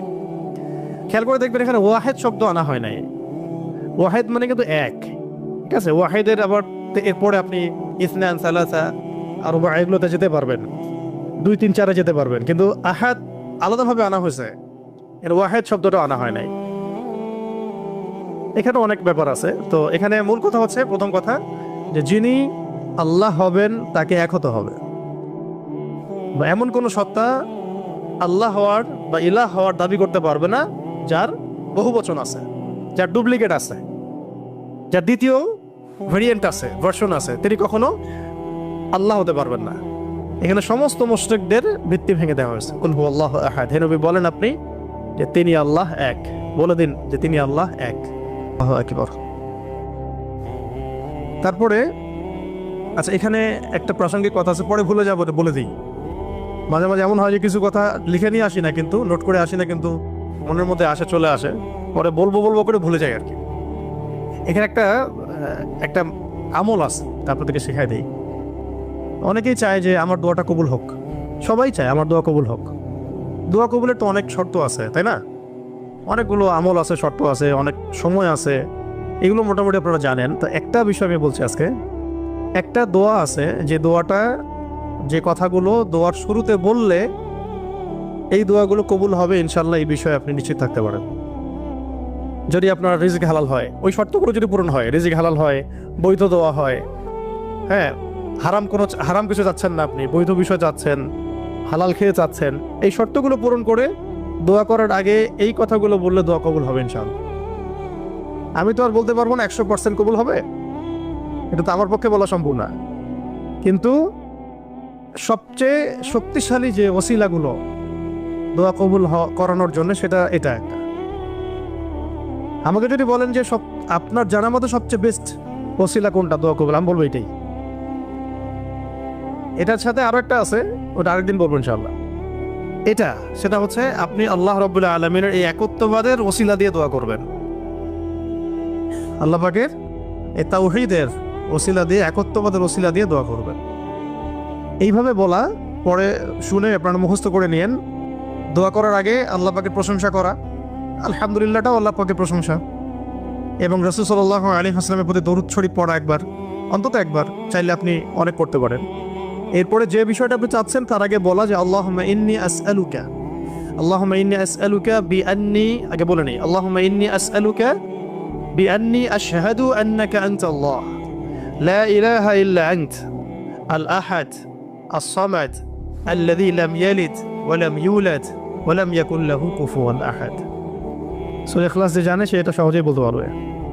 আল্লাহুম্মা ইন্নী আসআলুকা বিআন্নী আশহাদু أنك أنت الله لا إله إلا أنت الأحد الصمد الذي لم يلد ولم يولد ولم يكن له كفوا أحد। এরপরে আপনি দরুদ শরীফ পড়ে দোয়া করা শুরু করবেন, ইনশাআল্লাহ দোয়া কবুল হয়ে যাবে। তাই যে ওজিফা বলে দিলাম, এখন হাদিয়া তোফা বাড়াই দিয়েন, ঠিক আছে ইনশাআল্লাহ? ওকে, আচ্ছা, এটা পরীক্ষিত আমল, ইনশাআল্লাহ দোয়া কবুল হবে ইনশাআল্লাহ। আরও যদি সুন্দর করতে চান তাহলে আল্লাহুম্মা ইন্নী আসআলুকা বিআন্নী আশহাদু আন্নাকা আনতাল্লাহ, এর সাথে লা ইলাহা ইল্লা আনতাল আহাদ আল ওয়াহিদ আস-সামাদ আল্লাযী লাম ইয়ালিদ ওয়া লাম ইউলাদ ওয়া লাম ইয়াত্তাখিয ওয়ালাদান ওয়া লাম ইয়াকুল লাহু শারীকুন ফিল মুলক। আরও বলা যায় ওয়া লাম ইয়াকুল লাহু কুফুয়ান আহাদ। আরেকটা আছে আল্লাহুম্মা ইন্নী আসআলুকা বিআন্নী আশহাদু আন্নাকা আনতাল্লাহ লা ইলাহা ইল্লা আনতাল হান্নান আল মান্নান বাদিউ আস-সামাওয়াতি ওয়াল আরদ ইয়া যাল জালালি ওয়াল ইকরাম ইয়া হাইয়্যু ইয়া কাইয়্যুম বিরহমাতিকা আস্তাগীথ। এটা দিয়ে দোয়া করা যেত না শুরুতে, ঠিক আছে? এগুলো আমল করবেন ইনশাআল্লাহ। প্রথমটা তো সহজ, ওইটা বললাম, আল্লাহুম্মা ইন্নী আসআলুকা। একা দোয়া করলে আল্লাহুম্মা ইন্নী আসআলুকা, একসাথে করলে আল্লাহুম্মা ইন্না নাসআলুকা।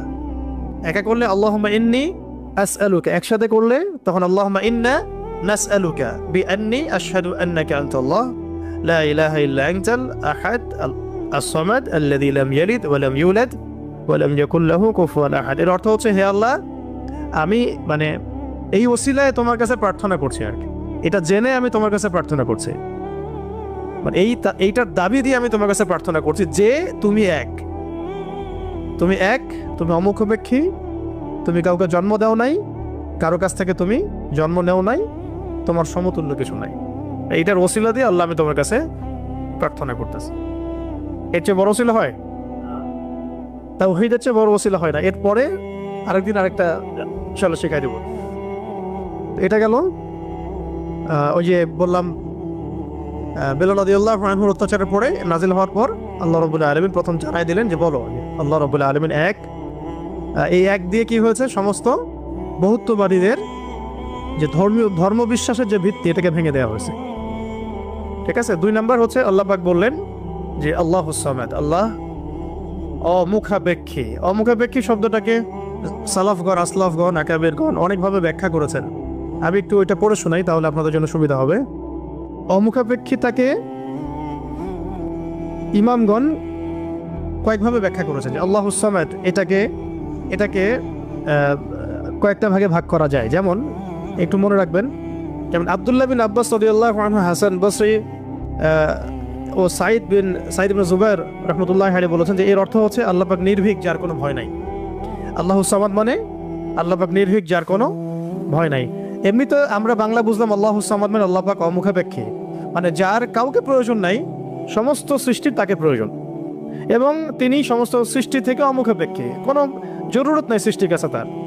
আল্লাহ পাক কারো কাছে রিজিক চান না, কারো কাছে আল্লাহ পাক রিজিক চান না। এমন না যে আমরা সবাই আল্লাহর ইবাদত করলে আল্লাহ পাকের শক্তি বেড়ে যাবে, মোটেই না। আল্লাহ পাক যেমন ছিলেন তেমনই থাকবেন। আবার এমন না যে সব মানুষ যদি কুফরি করা শুরু করে আল্লাহ পাকের শক্তি কমে যাবে, কখনোই না। মানে এই পুরো বিশ্ব জাহান সৃষ্টি করার আগে আল্লাহ যেমন ছিলেন, আজও তেমন আছেন, চিরকাল তেমন থাকবেন। আল্লাহ পাক অমুখাপেক্ষী। অমুখাপেক্ষী মানে কারো প্রয়োজন নাই। এই জন্য একটা দোয়া আমরা বলি না যে আল্লাহুম্মা আকফিনি বিহালালিকা আন হারামিক ওয়া আগনিনি বিফাদলিক আম্মান সিওয়াক, মানে আল্লাহ আপনি আপনার হালাল দিয়ে হারাম থেকে আমাকে বাঁচায় দেন, এবং আপনি ছাড়া বাকি সমস্ত বিষয় থেকে আমাকে অমুখাপেক্ষী রাখেন। তা আমরা যদি আল্লাহর প্রতি মুখাপেক্ষী হই, তাহলে অন্য মাখলুকের প্রতি আমরা কি মুখাপেক্ষী হব? তা আমরা সবার থেকে অমুখাপেক্ষী হয়ে গেলাম। আল্লাহ পাক তার পুরো সৃষ্টি থেকে কি অমুখাপেক্ষী। এটাকে আস-সামাদ শব্দ দিয়ে ব্যাখ্যা করা হয়েছে। তো ইমাম আব্দুল্লাহ বিন আব্বাস রাদিয়াল্লাহু আনহুর ব্যাখ্যায় বললাম যে এটা বলা হচ্ছে যে তার কোনো ভয় নাই, তিনি নির্ভীক, তার কোনো ভয় নাই। ইমাম শাআবী রাহমাতুল্লাহি আলাইহি বলেন যে সামাদ হচ্ছেন তিনি যিনি পানাহার করেন না। এক এক স্কলার এক একভাবে আসলাফগণ ব্যাখ্যা করেছেন। ইবনে জুবাইর রাদিয়াল্লাহু রাহমাতুল্লাহি আলাইহি বলেন যে আস-সামাদ শব্দের অর্থ হচ্ছে তিনি সমস্ত গুণ এবং কর্মে নিখুঁত, তিনি সমস্ত গুণ এবং কর্মে নিখুঁত।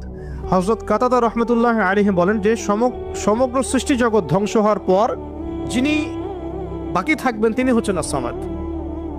সমস্ত সৃষ্টি জগৎ ধ্বংস হয়ে যাওয়ার পরে যার অস্তিত্ব থাকবে তিনি হচ্ছেন আস-সামাদ। তো সামাদের কত ব্যাখ্যা তারা করেছেন, ঠিক আছে। তারপরে ইকরিমা রাহমাতুল্লাহি আলাইহি বলেছেন যে যার উপর কারো মর্যাদা নাই তিনি হচ্ছেন আস-সামাদ, যার উপরে কারো আর মর্যাদা নাই তিনি হচ্ছেন আস-সামাদ। তারপরে ইমাম রাজি রহমতুল্লাহ আলাইহি বলেছেন সামাদ হচ্ছেন তিনি যার উপরে কখনো কোনো বিপদ আপদ আসে না।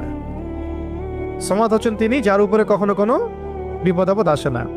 তারপরে আবুল ওয়াইল শাকিক ইবনে সালামা রহমতুল্লাহ আলাইহি বলেন যে সামাদ হচ্ছেন তিনি যিনি সর্বত্র তার কর্তৃত্ব প্রতিষ্ঠা করতে পারেন, সর্বত্র যার কর্তৃত্ব তিনি প্রতিষ্ঠা করতে পারেন। কারো মতে, কোন স্কলারের মতে সামাদ হচ্ছেন তিনি যার কাছে সমস্ত মাখলুককে প্রয়োজন পেশ করতে হয়, যার কাছে সমস্ত মাখলুককে প্রয়োজন পেশ করতে হয়। আর আরেকজন স্কলার তিনি বলেছেন সামাদ হচ্ছেন তিনি যিনি সমস্ত দোষ ত্রুটি থেকে মুক্ত, সমস্ত দোষ ত্রুটি থেকে মুক্ত। এগুলো আরো বিস্তারিত আপনারা পাবেন তাফসীরে জালালাইনের মধ্যে আছে, ঠিক আছে। এখন এই সামাদ শব্দ দিয়ে তাহলে কি করা হচ্ছে, ওই বহুত্ববাদীদের পর যাদের ধর্মবিশ্বাস কিছুটা বাকি থাকে তাদের ভিত্তিটাকে গুড়িয়ে দেওয়া হচ্ছে। তা ইলাহ হতে হবে এমন যার কোনো ভয় নাই, যার কোনো ভয় তাকে কখনো স্পর্শ করে না। ইলাহ হতে হবে এমন একজন সত্তাকে যিনি কারো মুখাপেক্ষী নন। যত স্ট্যাচু আছে এগুলো তো মুখাপেক্ষী, ওকে তো বানানো হয়েছে, সে তো নিজেকে বানায় নাই, সে কারো মুখাপেক্ষী, সে তো খালেক না, সেও মাখলুক। তারপরে যারা মানুষ মানুষ যারা নিজেদেরকে বিশ্বমঞ্চে বড় বড় করে ফুটিয়ে তোলে বা নিজেদেরকে রবের আসনে অধিষ্ঠিত করার চেষ্টা করে, তারা কি অমুখাপেক্ষী? তারাও মুখাপেক্ষী না। নাসারাদের ক্ষেত্রে সেম, তারা মুখাপেক্ষী। মাজুসিরা তারাও এমন ইলাহের উপাসনা করে যারা মুখাপেক্ষী। শুধুমাত্র মুসলিমরাই এমন একজন ইলাহের উপাসনা করে বা ইবাদত করে, উপাসনা না ইবাদত করে, যিনি অমুখাপেক্ষী, সমস্ত ত্রুটি থেকে মুক্ত, বিচ্যুতি থেকে মুক্ত, যিনি সমস্ত দোষ ত্রুটি থেকে মুক্ত, যিনি হচ্ছেন কারো কাছে কিছু চান না, সবাই তার কাছে চায়, যাকে কখনো বিপদ আপদে স্পর্শ করে না, যিনি পানাহার করেন না, যিনি তার সৃষ্টি এবং কর্মে নিপুণ, এবং যার উপরে কারো কোনো মর্যাদা নাই। এবং যখন সৃষ্টি জগৎ ধ্বংস হয়ে যাবে, যিনি বাকি থাকবেন তিনি হচ্ছেন আল্লাহ রাব্বুল আলামিন।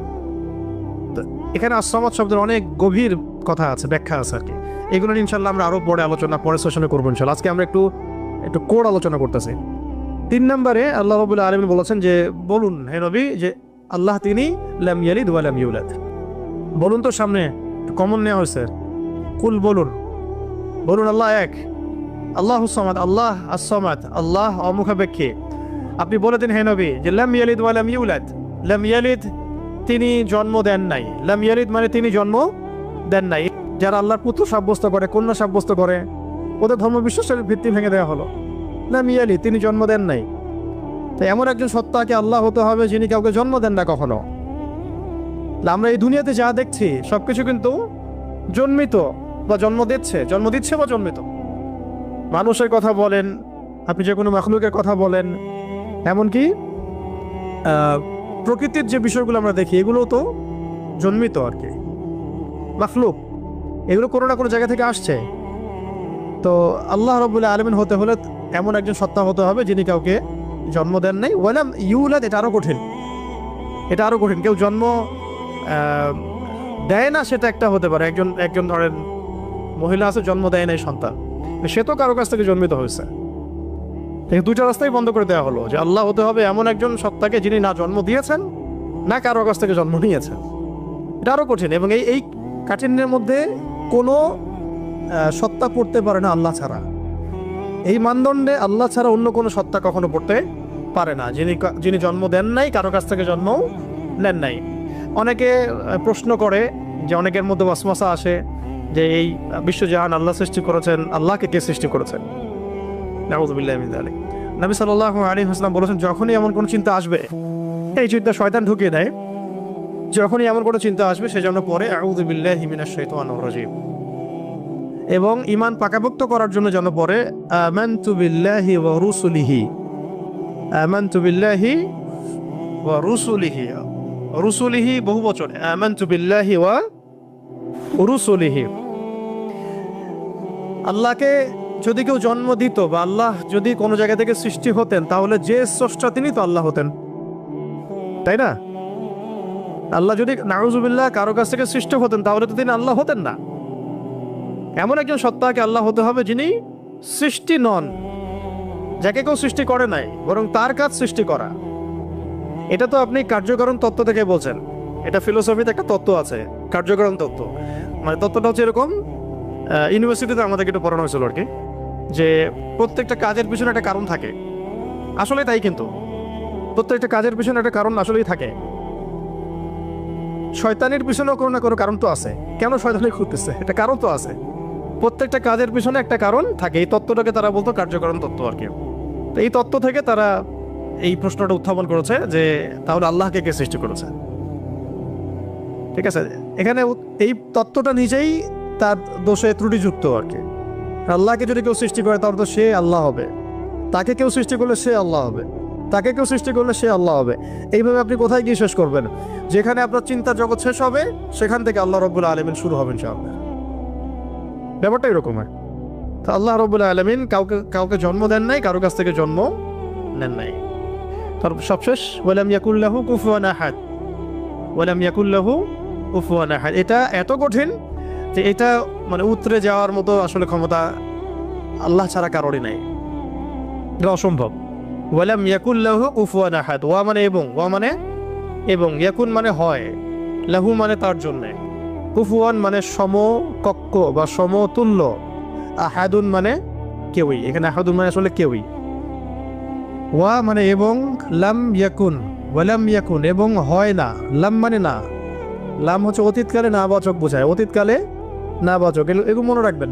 ওয়া মানে এবং, ওয়ার দুটো অর্থ হয় আল কোরআনে, কখনো কখনো শপথ বা কসম অর্থে আসে, কখনো কখনো এবং অর্থে আসে। যেমন ওয়া তিন ফলের কসম, ওয়াল আসরি সময়ের কসম। আর এখানে ওয়া জবর মানে হচ্ছে এবং, ওয়ালাম লাম হচ্ছে অতীতকালে না বাচক, অতীতকালে না বাচক।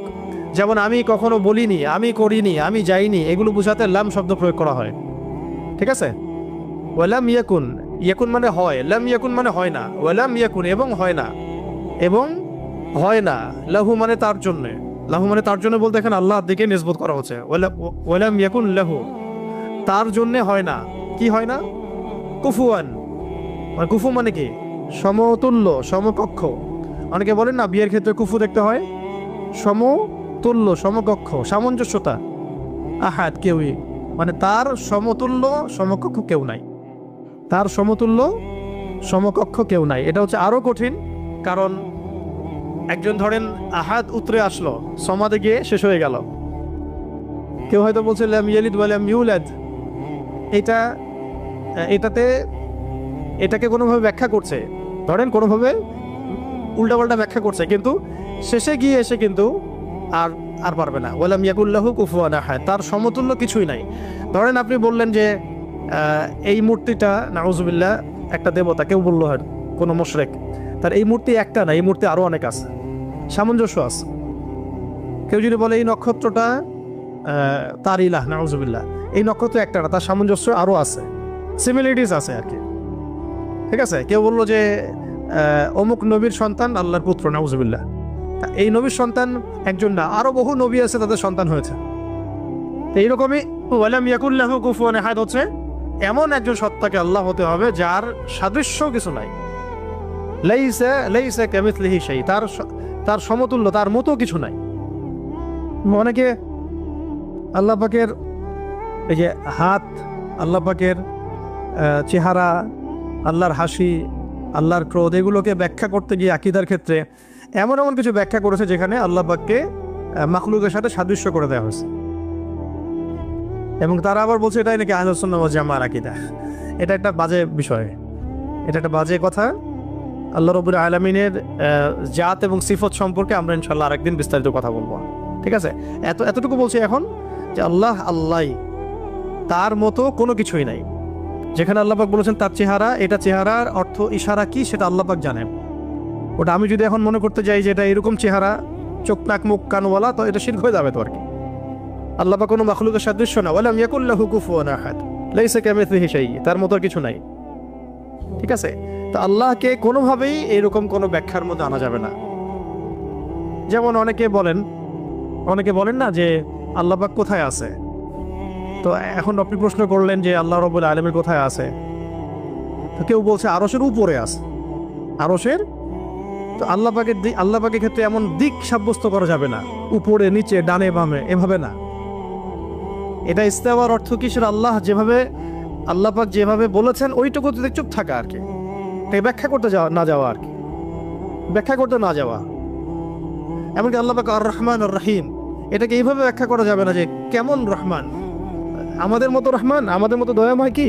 আল্লাহর দয়া আল্লাহর মতো, আল্লাহ পাকের দয়া আল্লাহর মতো, আল্লাহর ক্রোধ আল্লাহর মতো, আল্লাহর মানে কারো প্রতি সন্তুষ্ট হওয়া তার মতো, তার নিজের জাত এবং সিফতের মতো, আমাদের কোনো মাখলুকের মতো না। আবার আল্লাহ পাকের দিকে কোনো দিকও সাব্যস্ত করা যাবে না যে আল্লাহ উপরের দিকে, নিচের দিকে, টানের দিকে, বামের দিকে। এইগুলো মানে খুব সূক্ষ্ম বিষয় আকীদার, এবং এই আকীদার এই বিষয়গুলো সমাজের মধ্যে অনলাইনের মাধ্যমে এত ফিতনা সৃষ্টি হয়ে গেছে যেগুলো আসলে অনেক সময় জেনারেল ভাইরা এর মধ্যে ডুবে যাচ্ছেন আর কি। তো আল্লাহ পাকের ব্যাপারটাকে খুব সেন্সিটিভলি বুঝতে হবে, এবং সূক্ষ্মতার সাথে বড় বড় উলামায়ে কেরামদের কিতাবগুলো পড়ে তাদের কাছ থেকে ব্যাখ্যা জেনে নেবেন। এবং যেটা বুঝবেন না পড়তে গিয়ে, যদি আপনি আকীদার বইগুলো আসলেই পড়তে পারেন, তাহলে যেটা বুঝবেন না সেটা অবশ্যই বড় আলেমকে জিজ্ঞাসা করতে হবে। হ্যাঁ, আরশের কথা দিয়ে অনেকে বলেছেন উপরে, এই সমাসীন শব্দটা মানে হচ্ছে আসীন হওয়া। এই যে আমি বসে আছি এখন চেয়ারের উপরে, আমি চেয়ারের উপরে সমাসীন হয়ে আছি আমি এখন, তো এটা কি সমাসীন শব্দটা ঠিক হবে তাহলে? আল্লাহ পাক কি বসে আছেন? নাউযুবিল্লাহি মিন যালিক। কোন হালতে আছেন আপনি জানেন? আমরা জানি আল্লাহর হালতে আছে। আল্লাহ পাক যেভাবে থাকা দরকার তার শান মর্যাদা অনুযায়ী আল্লাহ পাক আছেন। এই ব্যাপারগুলো খুব সূক্ষ্ম, কিন্তু এই জন্য আমি বলছি এটার আরেকটা দার্স লাগবে পরের ক্লাসে ইনশাল্লাহ। ওই দিন আমরা তাওহীদের পুরো বিষয়গুলো খুঁটিনাটিগুলো জানবো ইনশাল্লাহ। পাশাপাশি শিরকের বিষয়গুলো লিস্ট করা হচ্ছে, যতগুলো কাজ শিরক এগুলো আপনাদেরকে বলে দেবো ইনশাল্লাহ। মানে এখন যেগুলো দেখা যায়, এছাড়াও আরও অনেক শিরক আছে যেটা সামনে আসবে আর কি। হ্যাঁ, আসতে পারে, কারণ যেভাবে যুগ বদলায় সেভাবে শিরকের ভেরিয়েন্টও বদলাচ্ছে। যেভাবে যুগ বদলাচ্ছে না, শিরকের ভেরিয়েন্টও বদলাচ্ছে, কিন্তু উসুলগুলো জানা থাকলে আমরা ভুল করবো না ইনশাল্লাহ। ঠিক আছে, তো আমরা এখানে সূরা ইখলাসের মূল কয়টা অর্থ জানলাম, সরল অনুবাদ। তাহলে অর্থ ধরলে পারবেন তো এখন থেকে ইনশাল্লাহ। কোন শব্দের অর্থ বলুন? কাকে বলতে বলা হচ্ছে? রাসূল সাল্লাল্লাহু আলাইহি ওয়াসাল্লামকে।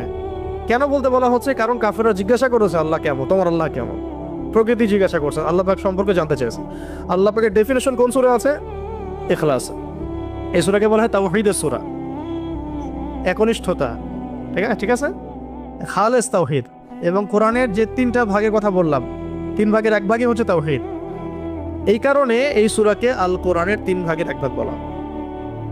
এখন বুঝতে পারছেন যে হাদিসে আসছে না যে এই সূরা ইখলাস হচ্ছে কোরআনের 1/3 সমান। 1/3 কেন? কারণ কোরআনের 3 ভাগের 1 ভাগ হচ্ছে তাওহীদ। এটা এভাবে আসলে কিন্তু যে 3 বার পড়লে 1 খতম হবে, এভাবে কিন্তু হাদিসে আসে নাই। এটা ব্যাখ্যা, ওলামা ইকরামদের আসলাফদের অনেকের ব্যাখ্যা যে 3 বার পড়লে হয়তো 1 খতমের নেকি হয়ে যাবে। ইনশাআল্লাহ হতেও পারে, আল্লাহ পাক দিতেই পারেন। আল্লাহ পাক দিলে আমার সমস্যা কি? তো এইভাবে হাদিসে আসে না যে 3 বার পড়লেই 1 খতমের নেকি হবে, এইভাবে হাদিসে আসে না। আসছে যে এই সূরা হচ্ছে কোরআনের 3 ভাগের 1 ভাগ, 1/3 সমান। 1/3 সমান, এটাও একটা ব্যাখ্যা যে কোরআনের 3 ভাগের 1 ভাগ জুড়ে তাওহীদ আছে। বাকি 1 ভাগ কি আছে? বাকি 1 ভাগ আছে না, বাকি 1 ভাগ আছে ইতিহাস, হিস্ট্রি, পূর্ববর্তী নবীদের অনেক ঘটনা, এগুলো আছে 1 ভাগ। ঠিক আছে, আর 1 ভাগ আছে আহকাম, হুকুম আহকাম, এগুলো করো এগুলো করো না, হ্যাঁ, দিক নির্দেশনা। আর এমনি আমরা বলছি আমাদের দিনের যে মূল 3টা ভিত্তি, সেটার মধ্যে একটা হচ্ছে তাওহীদ, একটা রিসালাত, একটা হলো আখিরাত। আচ্ছা, এখন আসেন শেষ করি, আমরা 10টা বেজে যাচ্ছে। এখন আর 2-1টা কথা বলে আমি শেষ করি যে আজকের মতো। যে আমরা জানলাম এই সূরা শানে নুজুল কি, অর্থগুলো কি। আচ্ছা, অর্থগুলো একবার রিপিট করে নেই। কুল মানে কি বলুন? হুয়া আল্লাহ। হুয়া মানে কি? তিনি। হুয়া মানে তিনি। এখানে আল্লাহকে সাব্যস্ত করেন, নিসবত করা হচ্ছে। আল্লাহ মানে আল্লাহ, আহাদ মানে এক। আচ্ছা, আল্লাহ শব্দটা কিন্তু নিজেই ইসমে আজম। আল্লাহ শব্দটা নিজেই কিন্তু ইসমে আজম। এটার সাথে প্রাসঙ্গিক বলে দিলাম, ওই দোয়াটা যদি করেন দোয়া করার আগে, তাহলে ইনশাআল্লাহ দোয়া কবুল হবে। কোনটা? আল্লাহুম্মা ইন্নী আসআলুকা বিআন্নী আশহাদু আন্নাকা আনতা আল্লাহ লা ইলাহা ইল্লা আনতাল আহাদুস সামাদুল্লাযী লাম ইয়ালিদ ওয়া লাম ইউলাদ ওয়া লাম ইয়াকুল লাহু কুফুয়ান আহাদ। এটা একটা। তারপরে আল্লাহ পাক বলছেন বলুন তিনি আল্লাহ এক, আল্লাহুস সামাদ, আল্লাহ পাক অমুখাপেক্ষী, লাম ইয়ালিদ তিনি কাউকে জন্ম দেন নাই, ওয়া লাম ইউলাদ তাকেও কেউ জন্ম দেয় নাই, এটা প্যাসিভ, এটা মাজহুল আর কি, আরবিতে বলে মাজহুল, মানে প্যাসিভ। লাম ইয়ালিদ তিনি কাউকে জন্ম দেন নাই, ওয়া লাম ইউলাদ তাকেও কেউ জন্ম দেয় নাই। আর ওয়া লাম ইয়াকুল লাহু কুফুয়ান আহাদ, ওয়া মানে এবং, লাম শব্দ প্রয়োগ হয় কখন? অতীতকালে নাবাচক বোঝাতে। ইয়াকুন মানে হয়, ওয়া লাম ইয়াকুন মানে হয় না, এবং হয় না, লাহু মানে তার জন্যে বা তার জন্যে, কুফুয়ান মানে সমতুল্য বা সমকক্ষ, আহাদ মানে কেউই। তাহলে তার সমতুল্য বা তার সমকক্ষ কেউ নাই। আচ্ছা, আজকে আমরা যতটুকু জানলাম আর কি, একটা হলো সূরাতুল ইখলাসের নামকরণ, তারপরে এর অর্থগুলো, এটা মাক্কি সূরা না মাদানী সূরা, এর শানে নজুল, এগুলো জানা হয়েছে, এবং সংক্ষিপ্ত শাব্দিক অনুবাদ জানা হয়েছে। বাকি এর আরও বেশ কিছু বিষয় আছে, যেমন এর মধ্যে তাওহীদ আছে, তাওহীদের প্রকরণগুলো, যেমন তাওহীদের রুবুবিয়্যাত, তাওহীদের উলুহিয়্যাত, তাওহীদের আসমা ওয়া সিফাত, ইনশাআল্লাহ আমরা আগামী দার্সে জানবো। এবং তাওহীদের ফজিলত, তাওহীদ না থাকলে কি হবে, এবং তাওহীদের বিপরীত শিরক কাকে বলে, এবং এর ক্ষতিকর দিকগুলো কি কি, শিরকের কুফল এবং এর শাস্তি, এবং শিরকের প্রকারভেদ, যেমন আকীদার ক্ষেত্রে শিরক, আমলের ক্ষেত্রে শিরক, কথার ক্ষেত্রে শিরক, এবং গোপন শিরক বা রিয়া। এর সাথে আধুনিক বিশ্বে যে শিরকগুলো দেখা যায় সেগুলোর তালিকা। এই জিনিসগুলো ইনশাআল্লাহ আমরা আগামী কাছে জানবো। এর সাথে ঈমান ভঙ্গের 10টা কারণ, ঈমান ভঙ্গের 10টা করে, এগুলো খুবই ভাইটাল। ইনশাল্লাহ পরের দার্সে সবাই আসবেন, এটা আমরা আশা করতেছি। আর শেষ করার আগে শুধু আমি এই সূরার কয়েকটা ফজিলত বলে আপনি শেষ করতেছি, এটা জানা দরকার আছে, তাহলে আমাদের আগ্রহ জন্মাবে। তো ফজিলতগুলো আপনারা মাসিকাল কাউসারও পাবেন, অনলাইনে মাসিকাল কাউসারও পাবেন। আমি কয়েকটা ফজিলত নোট করে আনছি আপনাদেরকে একটু বলার জন্য। 1 নাম্বার, ঠিক আছে, একটু মনে রাখেন, ফজিলত জানলে কি হয়, ওইটার উপর আমল করার আগ্রহ বাড়ে।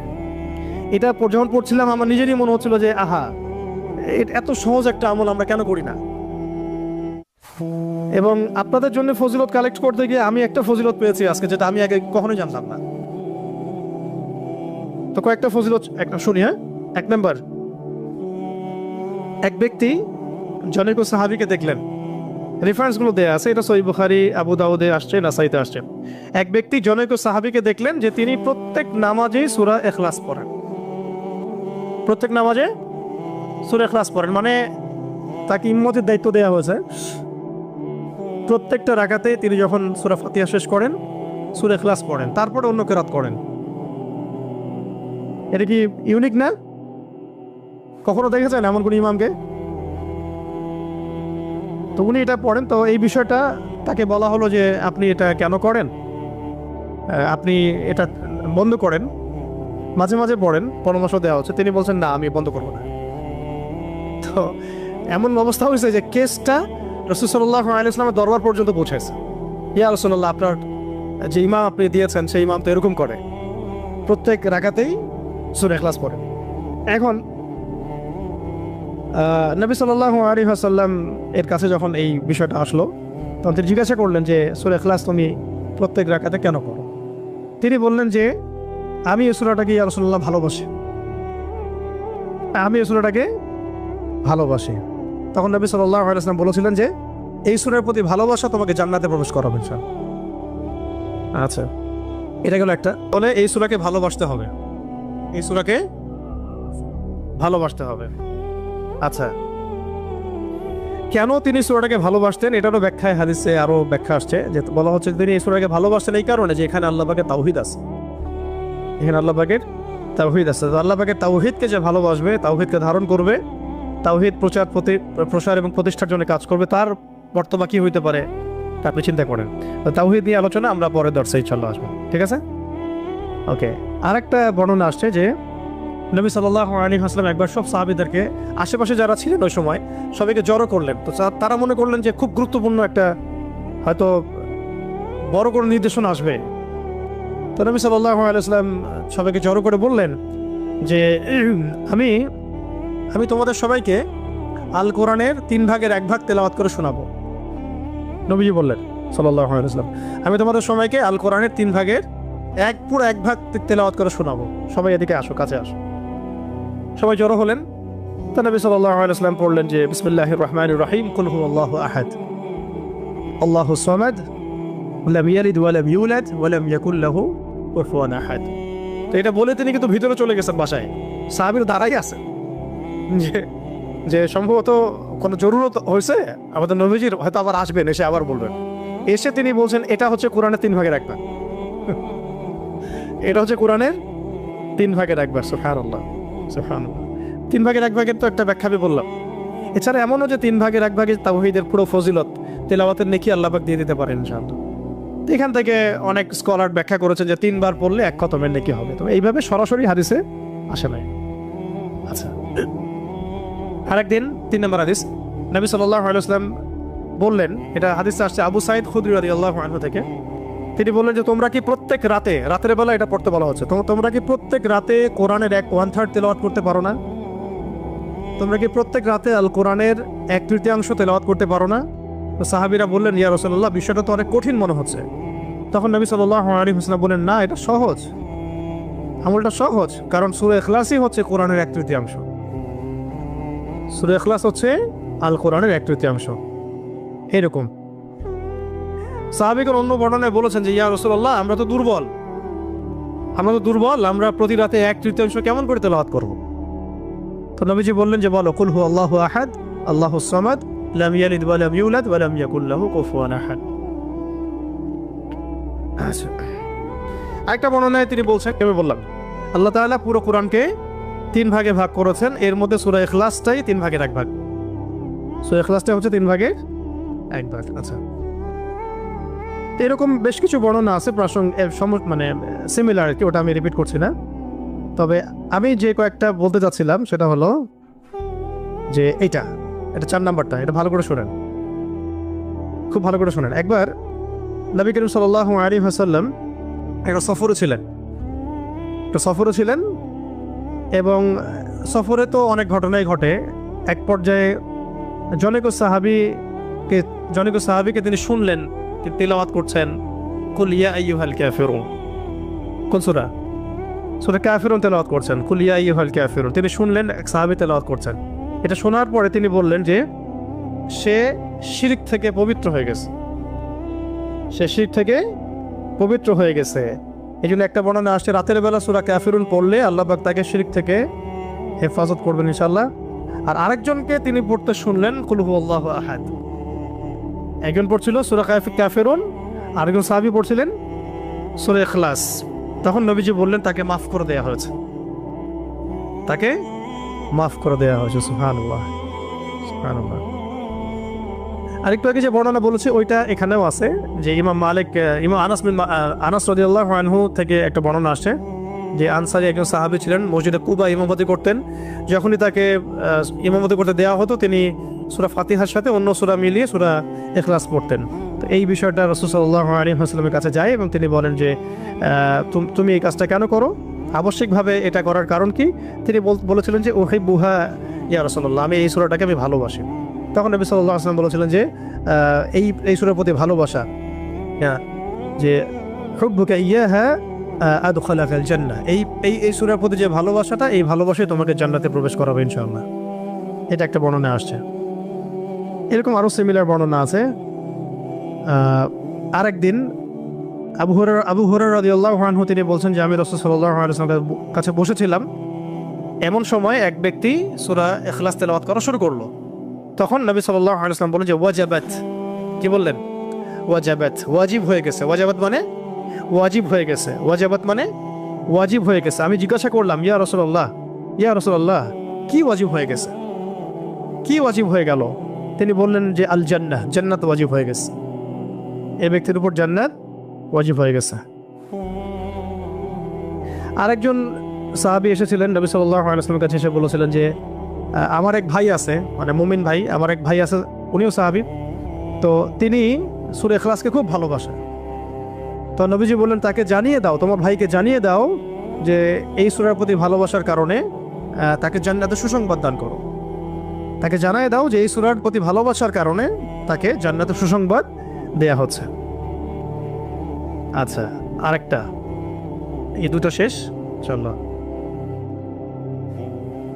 এইরকম আরো বর্ণনা আছে সিমিলার, যেমন একটাতে আসছে, এটাও বুখারী মুসলিমের বর্ণনা, যে সাহাবায়ে কেরাম একদিন এক সাহাবীকে জিজ্ঞাসা করলেন যে এই সূরাটাকে আপনি এতবার কেন পড়েন? তিনি বলেছিলেন যে এই সূরার মধ্যে আর রহমানের সিফত এবং গুণাবলী আছে, এই সূরার মধ্যে আর রহমানের মানে আল্লাহ পাকের সিফত এবং গুণাবলী আছে, তাই আমি এটাকে পড়তে ভালোবাসি। তখন নবীজি বললেন তাকে জানিয়ে দাও যে আল্লাহও তাকে ভালোবাসে।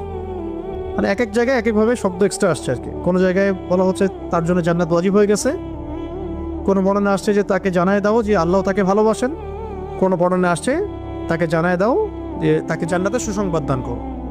এরকম করে বিভিন্ন বর্ণনা আসছে আর কি। এবার আমাদের জন্য খুব আগ্রহের একটা হাদিস, এটা শুনেন। মুয়াজ ইবনে আনাস জুহানী রাদিয়াল্লাহু তাআলা আনহু বলেন যে রাসূলুল্লাহ সাল্লাল্লাহু আলাইহি ওয়াসাল্লাম একদিন বললেন, ভালো করে শুনেন, রাসূলুল্লাহ সাল্লাল্লাহু আলাইহি ওয়াসাল্লাম একদিন বললেন, যে ব্যক্তি কুল হুয়াল্লাহু আহাদ এই সূরাটাকে 10 বার পড়বে, যে ব্যক্তি এই সূরাটাকে 10 বার পড়বে, আল্লাহ তাআলা তার জন্য জান্নাতে একটা প্রাসাদ নির্মাণ করবেন। তো এই কথাটা শুনে ওমর রাদিয়াল্লাহু আনহু বললেন, ওমর ইবনে খাত্তাব তিনি বললেন যে তাহলে তো আমরা অনেক প্রাসাদের অধিকারী হয়ে যাব ইয়া রাসূলুল্লাহ। তার উদ্দেশ্য ছিল এটা, যদি আমি 20 বার পড়ি ইয়া রাসূলুল্লাহ, তাহলে নবীজি বললেন তাহলে দুইটা প্রাসাদ, যদি 30 বার পড়ি তা 3টা প্রাসাদ, ইয়া রাসূলুল্লাহ তাহলে তো আমরা অনেক প্রাসাদের অধিকারী হয়ে যাব। তখন নবীজি বললেন যে আল্লাহ তাআলার দান এর চেয়েও বেশি প্রশস্ত, মানে আপনি 100 পড়লে 10টা ঘর পাবেন, আর আমরা 100 পড়লে 10টা ঘর পাবো, 200 পড়লে 20টা। এইভাবেই আল্লাহ পাকের দান আরও প্রশস্ত। আর যে হাদিসটার কথা আমি বললাম, যেটা আমি আজকে আপনাদের জন্য এটা রেডি করতে গিয়ে জেনেছি আর কি, এটা আমার আগে জানা ছিল না। এটা জানার পরে আসলে আমাদের মনে হচ্ছে কেন এই আমলগুলো করি না। এত সময় দেখা যায় যে অনেক সময় অনলাইনে বসে থাকছি, তাই না?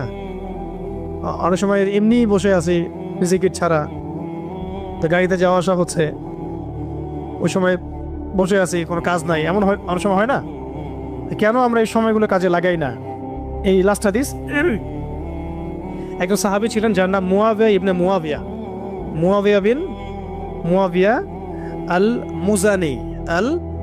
মুজানি রাদিয়াল্লাহু তাআলা আনহু। তিনি ইন্তেকাল করেছিলেন এবং নবী সাল্লাল্লাহু আলাইহি ওয়াসাল্লামের তিনি সাহাবীদেরকে নিয়ে জানাজার নামাজ পড়া হলো আর কি। ভালো করে শুনুন, মুয়াবিয়া ইবনে মুয়াবিয়া আল মুজানি রাদিয়াল্লাহু তাআলা আনহু ইন্তেকাল করলেন। নবী সাল্লাল্লাহু আলাইহি ওয়াসাল্লাম সাহাবীদেরকে নিয়ে তার জানাজার নামাজ পড়ালেন। পড়ানোর পরে নবী সাল্লাল্লাহু আলাইহি ওয়াসাল্লামের কাছে জিবরাইল আলাইহিস সালাম আগমন করলেন এবং তাকে জানিয়ে দেওয়া হলো ওয়াহির মাধ্যমে যে এই সাহাবীর জানাজায় আমি জিবরাইল আলাইহিস সালাম বলছেন 70,000 ফেরেশতা সহ আমি উপস্থিত হয়েছিলাম। 70,000 ফেরেশতা সহ এই জানাজা সালাতে আমি উপস্থিত হয়েছি। তো নামাজ শেষে নবী সাল্লাল্লাহু আলাইহি ওয়াসাল্লাম জিজ্ঞাসা করলেন যে ইয়া জিবরিল হে জিবরিল বিমা বালাগা মুআবিয়া ইবনে মুআবিয়া হাদিহিল মানজিলা। এই সাহাবীর মুআবিয়া ইবনে মুআবিয়া রাদিয়াল্লাহু তাআলা আনহুর কোন কারণে এই মঞ্জিলে তাকে পৌঁছে দেওয়া হলো? কোন কারণে তাকে এই মঞ্জিলে পৌঁছে দেওয়া হলো, মানে এত উঁচু মাকাম দেওয়া হলো? তখন তিনি বলছিলেন যে ইয়া রাসূলুল্লাহ সাল্লাল্লাহু আলাইহি ওয়াসাল্লাম, এই মর্যাদা লাভের কারণ হচ্ছে যে সে দাঁড়িয়ে, বসে, হেঁটে, সাওয়ারিতে অবস্থায় সবসময় সূরা ইখলাস তেলাওয়াত করত। এই মর্যাদার কারণ হচ্ছে সে দাঁড়িয়ে, বসে, হেঁটে হেঁটে, সাওয়ারিতে, মানে সার্বক্ষণিক তার আমলে ছিল, খুসুসি আমল ছিল সূরা ইখলাসের বেশি বেশি তেলাওয়াত। সুবহানাল্লাহ। এটা মুসনাদ আহমদে আসছে হাদিসটা, আরও কিছু হাদিসের মধ্যে আসছে হাদিসটা। তো আল্লাহ পাক আমাদের সবাইকে এই সূরার প্রতি বেশি বেশি আমল করার তৌফিক দান করেন। কোনো কনস্ট্রাকটিভ সুদূর প্রসারী কাজ আমাদের হচ্ছে না, যেটা হচ্ছে এটা প্রয়োজনের তুলনায় নিতান্তই নগণ্য।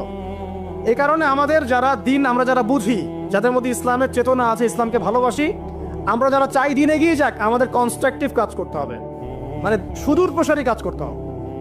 শৈথিল্যতাবাদীও হবেন না, আবার চরমপন্থীও হবেন না, মধ্যমপন্থী হয়ে ইসলামকে, কোরআনকে এবং হাদিসকে হাতে নিয়ে উম্মার ঐক্যের স্বার্থে, দেশ জাতি জনগণের ঐক্যের স্বার্থে এগিয়ে যান। আল্লাহ পাক আপনাদের হাতকে শক্তিশালী করুন, দোয়া করি। এখানে খুবই স্মার্ট হতে হবে এবং বেসিক কাজগুলো খুব বেশি করে করতে হবে। বেসিক কাজ কি ভাই? বেসিক কাজ হচ্ছে আপনার নামাজ। বেসিক কাজ আপনাকে কোরআন শিখতে হবে। বেসিক কাজ আপনাকে আরবি শিখতে হবে। বেসিক কাজ আপনি যেখানে পড়াশোনা করছেন, এই পড়াশোনা করে ওই জ্ঞানটাকে দিয়ে ইসলামের খেদমতে আপনাকে কল্যাণে কাজ করতে হবে। বেসিক কাজ যেখানে আপনাকে আল্লাহ পাক দায়িত্ব দিবেন, সেখান থেকেই আপনাকে দ্বীনের খেদমত করতে হবে।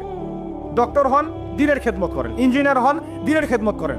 পলিটিশিয়ান হন, কোনো আপত্তি নাই, আমরা আপনাকে ভোট দিব ইনশাল্লাহ। আমরা আপনাকেই ভোট দিব ইনশাল্লাহ। আপনি ওখানে গিয়ে দ্বীনের খেদমত করেন, আল্লাহ পাক তৌফিক দান করুন। কথা কি বুঝতে পারছেন? ইসলাম ক্ষমতা জোর করে আদায় করে নেওয়ার জন্য আসে নাই। আবু যার রাদিয়াল্লাহু আনহু কি বলছেন জানেন? আবু যার রাদিয়াল্লাহু আনহুকে নবী সাল্লাল্লাহু আলাইহি ওয়াসাল্লাম বলছেন, আবু যার, তুমি দায়িত্ব চেয়ে নিও না, কারণ যদি তুমি দায়িত্ব চেয়ে নাও তখন আল্লাহর পক্ষ থেকে তোমাকে সাহায্য করা হবে না। আর যদি মানুষ তোমাকে দায়িত্ব দেয়, আল্লাহ তোমাকে সাহায্য করবে ইনশাআল্লাহ। কত চমৎকার সিস্টেম ইসলামে। আর এখন আমরা কি করি? আমাকে দেন, ও ভালো না আমি ভালো, ওরা সব খারাপ আমি ভালো। বুঝতে পারছেন না কিয়ামতের মাঠে কি কঠিন হিসাবটা দিতে হবে। আল্লাহ পাক আপনাদেরকে বোঝার তৌফিক দান করুন। এগুলো কল্যাণকর নয়, আপনার জন্য অকল্যাণ হতে পারে। তবে হ্যাঁ, যদি আপনার মধ্যে ঈমান থাকে, আপনার মধ্যে যোগ্যতা থাকে, অবশ্যই আপনি দায়িত্ব চেয়ে নেবেন এবং ইনশাআল্লাহ তখন আমরা আপনাকে দায়িত্ব দিব, আমরা আপনাকে ভোট দিব, আপনি জনগণের শাসন কার্য পরিচালনা করবেন, আল্লাহ আপনার হাতকে শক্তিশালী করবেন ইনশাআল্লাহ। আল্লাহ পাক আমাদের নিচু থেকে উঁচু মহলের সবাইকে হেদায়েত দান করুন, দোয়া করি আমি। ইসলাম কারো শত্রু নয়, মুসলিমের রক্ত ঝরানোর জন্যে, কল্লা কাটার জন্য আমরা কিন্তু পৃথিবীতে আসি নাই। আমরা আমাদের আসল শত্রুদেরকে চিনতে ভুল করেছি। এই কারণে আমরা আপোষে হানাহানি কাটাকাটির মধ্যে লিপ্ত আছি। এই যে সামনে যে কি হবে আল্লাহ ভালো জানেন। দেখবেন কত মানুষ যে মুসলিম মারামারি করে মারা যাবে আল্লাহ ভালো জানেন। এইগুলো কাম্য নয়। আল্লাহ পাক আমাদেরকে বোঝার তৌফিক দান করুন। দেখুন ভাই, এই যুগের কথা বলতে গিয়ে এখানে আসলাম। ওই যে যুলকারনাইন যে ইয়াজুজ মাজুজের কথা বললো, এখনকার বিশ্ব যারা পরিচালনা করে দেখবেন তাদের মধ্যে ওই ফাসাদ সৃষ্টি করার এই খাসলতটা থেকেই গেছে। সারা বিশ্বেরা ফাসাদ সৃষ্টি করছে। আমি কিন্তু বলিনি এরাই ইয়াজুজ মাজুজ, কথাকে আবার অন্যদিকে নিয়ে যায় না। আমি কিন্তু এই কথা বলি না। আমি বলছি তাদের মধ্যে এই চরিত্র দেখা যায়। এই যুগ সেই যুগ যখন আপনি মাদককে হালাল করে নিচ্ছেন, রিবাকে হালাল করে নিচ্ছেন, বেহায়াপনাকে হালাল করে নিচ্ছেন, কাপড় খোলাকে হালাল করে নিচ্ছেন। আপনি মুসলিম হয়েও দেখবেন শিরকে লিপ্ত আছেন। সুন্নতে লেবাস আছে কিন্তু আকীদার মধ্যে বেদাত থেকে গেছে। আপনি মুসলিম হয়ে হালাল হারাম রিজিকে পরোয়া করছেন না, দিনের বেসিক জিনিসগুলো শিখছেন না। আল্লাহ পাক এই যুগের ফিতনাগুলো থেকে আমাদের মুসলিমদেরকে হেফাজত করুন, আমিন। কিভাবে সাফল্য অর্জন করবেন আমি একটা পয়েন্ট আজকে উল্লেখ করে এই পয়েন্ট থেকে আলোচনার গুটিয়ে নিব ইনশাআল্লাহ। আমি জাস্ট একটা পয়েন্ট বলছি আপনাকে, সব কথা একদিনে বলা সম্ভব না। আল্লাহ রাব্বুল আলামিন বলছেন কদ আফলাহা মান যাক্কাহা, সে ব্যক্তি সফল হয়ে গেছে যে ব্যক্তি তার আত্মাকে পরিশুদ্ধ করতে পেরেছে। ওয়া কদ খাবা মান দাসাহা, যে ব্যক্তি আত্মাকে পরিশুদ্ধ করতে পারে নাই সে ব্যক্তি ধ্বংস হয়ে গেছে। তিনটা হাদিস আপনাকে আগে শোনাই। এক, আল্লাহ রাব্বুল আলামিনের হাবিব মুহাম্মদ সাল্লাল্লাহু আলাইহি ওয়াসাল্লাম, দরুদ পড়েন, বলেন সাল্লাল্লাহু আলাইহি ওয়াসাল্লাম। তিনি বলছেন যে আল্লাহর এমন কিছু বান্দা আছে যারা জান্নাতে প্রবেশ করবে যাদের অন্তরটা হবে পাখির মতো নরম। কার মতো? পাখির মতো। একটা হাদিস শুনলেন। 2 নম্বর হাদিস, আল্লাহর রাসূল সাল্লাল্লাহু আলাইহি ওয়াসাল্লাম বলছেন শহীদদের আত্মা যখন আল্লাহর কাছে পৌঁছায়, আল্লাহ রাব্বুল আলামিন সেই আত্মাগুলোকে সবুজ রঙের কিছু পাখির মধ্যে প্রদান করেন এবং সেই পাখিগুলো আরশের নিচে লণ্ঠন আছে, এখানে বসে থাকে এবং তারা জান্নাতের যে কোনো জায়গায় যায়, ঘুরে খাবার খায়, আবার ফিরে আসে। আল্লাহ পাক তাদেরকে বলেন যে তোমরা কি চাও, তোমরা কি চাও? শহীদরা কিচ্ছু বলতে পারে না। কি চাইবো? আল্লাহ এত নিয়ামত দিয়েছেন, কি চাইবো? যখন আল্লাহ বারংবার প্রশ্ন করতে থাকেন তোমরা কি আর কিছু চাও, তোমরা কি আর কিছু চাও, তোমরা কি আর কিছু চাও, তখন শহীদরা শেষে বুঝে যে আমাদের কিছু না কিছু তো বলতে হবে এখন। তখন তারা বলে হে আল্লাহ, আমরা আরো একবার পৃথিবীতে যেতে চাই এবং তোমার পথে জীবন দিয়ে আবার ফিরে আসতে চাই। আল্লাহ পাক বলেন এই সুযোগ তো আর নেই, অতএব তোমাদের আর কিছু চাওয়ার নেই, তোমরা এখানেই থাকো। আরেকটা হাদিস শোনেন। রাসূলুল্লাহ সাল্লাল্লাহু আলাইহি ওয়াসাল্লাম বলেছেন, এই হাদিসটা ওমর রাদিয়াল্লাহু আনহু থেকেও এসেছে, যে তোমরা যদি, হে মানব জাতি বা হে মুসলিমরা, তোমরা যদি আল্লাহর প্রতি তাওয়াক্কুল করার মতোই তাওয়াক্কুল করতে, ভরসা করার মতোই ভরসা করতে, আল্লাহ পাক তোমাদেরকে পাখিদেরকে যেমন করে রিজিক দেন তোমাদেরকে ঠিক সেইভাবে রিজিক দিতেন। তোমরা কি লক্ষ্য করো না যে পাখিরা খালি পেটে বের হয়ে যায় বাসা থেকে সকালবেলা এবং সন্ধ্যাবেলা ভরা পেটে বাসায় ঢোকে? আপনাকে যে 3টা হাদিস শোনালাম, এই 3টা হাদিসে একটা শব্দ হচ্ছে কমন। শব্দটা কি বলেন? পাখি। পাখি কি? পাখি। আল্লাহ রাব্বুল আলামিন পাখিদের কাছ থেকে আমাদেরকে শিখতে বলছেন এবং বলছেন যে পাখিদের মনটা হয় খুব নরম, খুব সফট এবং তারা আল্লাহর প্রতি তাওয়াক্কুল করে পূর্ণ মাত্রায়। তারা সকালবেলা ভোরবেলা বের হয়ে যায় এবং সন্ধ্যাবেলা বাসায় ফেরে, খালি পেটে বের হয়, ভরা পেটে বাসায় ফেরে। এবং আল্লাহ পাক সবচেয়ে সম্মানিত মৌত যেটা শহীদের মৌত, সেই শহীদদের আত্মাকে আল্লাহ পাক পাখির রূপ দিবেন। তাহলে পাখিটার বিষয়ে একটা ফোকাস করা দরকার আছে না? আচ্ছা, এখানে আসেন। পাখির মন হচ্ছে নরম, মানে পাখির মনটা তাসকিয়া, আত্মশুদ্ধিতে পরিপূর্ণ। কদ আফলাহা মান যাক্কাহা, সে ব্যক্তি সফল হলো যার হৃদয়টা পবিত্র, নিষ্পাপ, নিষ্কলুষিত হলো, সে ব্যক্তি সফল হবে ইনশাআল্লাহ। একটা কাজ এখানে খেয়াল করেন, পাখিরা সকালবেলা ভোরবেলা বের হয় আর সন্ধ্যাবেলা বাসায় ফেরে।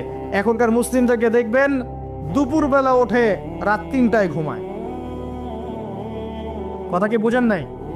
পাখির একদম ভোরবেলা উঠে যখন ফজরে আজান দিচ্ছে ঠিক তার আগ মুহূর্তে পাখির কিচিরমিচির শুনছেন, তার মানে নামাজের ওয়াক্ত প্রায় চলে যাচ্ছে।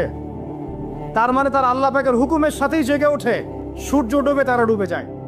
ঠিক এরকম সুন্নত ছিল নবী সাল্লাল্লাহু আলাইহি ওয়াসাল্লামের এবং সাহাবায়ে কেরামের। আজকে 1400 বছর পর মুসলিম জাতি এই সুন্নাহ ভুলে গেছে। আর আমাদের সুন্নত দেখবেন, যদি কোনো রকম উঠেও ফেলি ফজরে, আবার 12টা পর্যন্ত ঘুম, আরো বেশি। আর এই যুব সমাজ যারা আছো তোমরা, কেউই 3টা-4টার আগে ঘুমায় বলে আমার মনে হয় না। অলওয়েজ অনলাইনে পড়ে আছে, টিকটক নিয়ে, ফেসবুক নিয়ে, গার্লফ্রেন্ডের সাথে চ্যাটিং। পাখির মতো হতে পারলে পরে মনটা তো নরম হবে, তারপরে না তাস্কিয়া অর্জন হবে। পাখির রুটিনটা কি? ভোরবেলা বের হয় আর সন্ধ্যাবেলা বাসায় ঢোকে।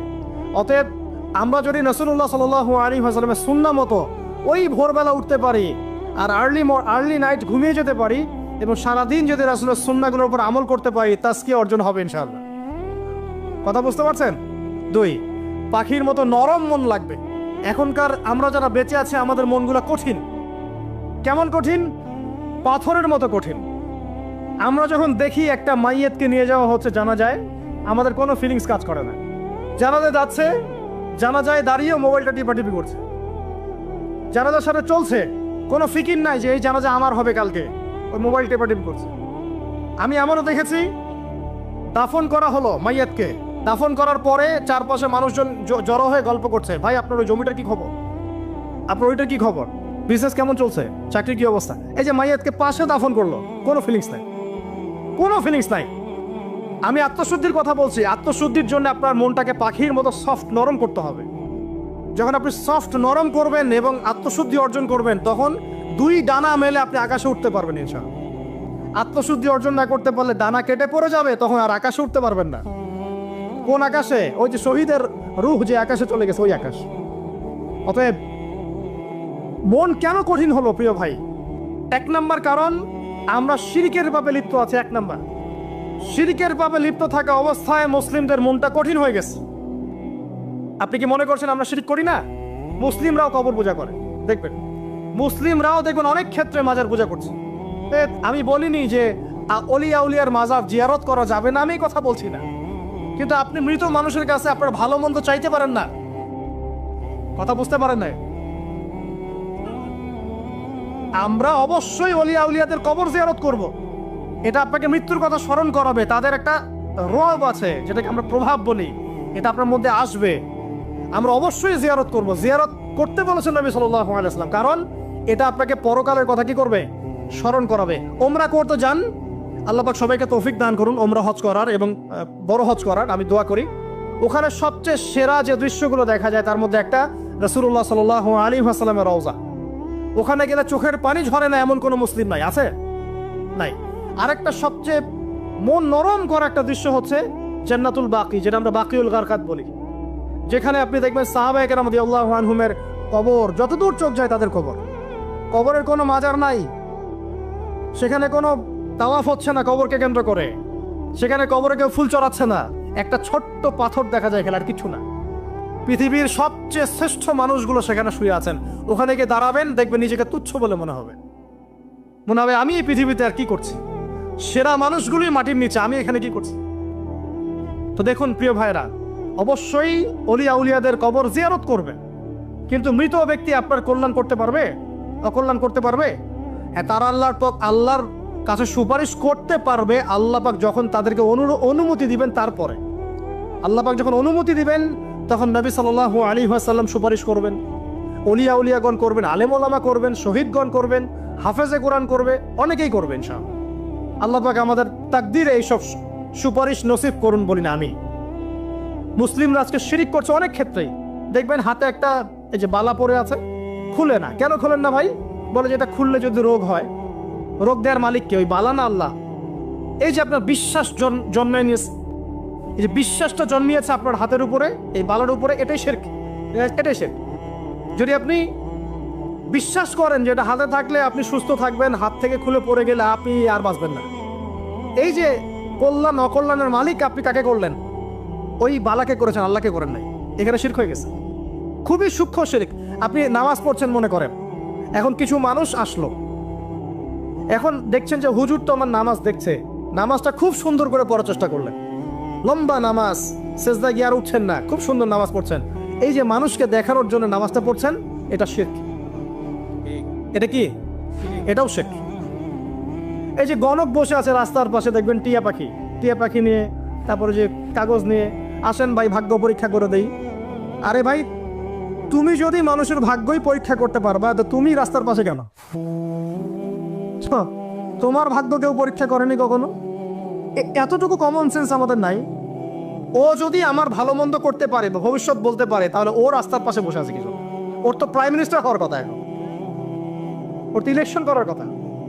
তো দেখেন, এই যে ওখানে গিয়ে আমরা কি করি, ভাই আমার হাতটা দেখে দেন, ভাই আমার অতীত বলে দেন, ভবিষ্যৎ বলে দেন, এবং এগুলো দিন দিন বাড়ছে। কিন্তু এই রাশিফল, কবিরাজি, গণকি, এগুলো দিন দিন বাড়ছে। এবং আমি লক্ষ্য করছি দিন দিন আরেকটা জিনিসও বাড়ছে, সেটা হলো জাদুবিদ্যার চর্চা করা। এবং গ্রামে গঞ্জে কুফুরি বাড়ছে না? কুফুরি করা, তাবিজ করা, বিচ্ছেদ করা, স্বামী স্ত্রীর বিচ্ছেদ করা, মেয়েকে বশ করা, সন্তানকে বশ করা বাড়ছে না? সবই শিরক, এগুলো সবই কুফুরি। এগুলো মুসলিমরা করছে না। মুসলিমরা এসব শিরকে লিপ্ত আছে বলেই তো অন্তর কঠিন হয়ে গেছে। ফাকাসাত কুলুবুহুম, তাদের অন্তর কঠিন হয়ে গেছে। তো একটা হাদিস বলে এখানে খালি, নবী সাল্লাল্লাহু আলাইহি ওয়াসাল্লাম বলছেন, যদি কেউ কোনো গণকের কাছে যায়, গিয়ে বলে দেখেন তো আমার হাতটা একটু, ও কিন্তু বিশ্বাস করে না যে এ ভবিষ্যৎ বলতে পারে, খালি এমনি বলেছে একটু দেখেন তো, বলার সাথে সাথেই 40 দিনের নামাজ কবুল হবে না।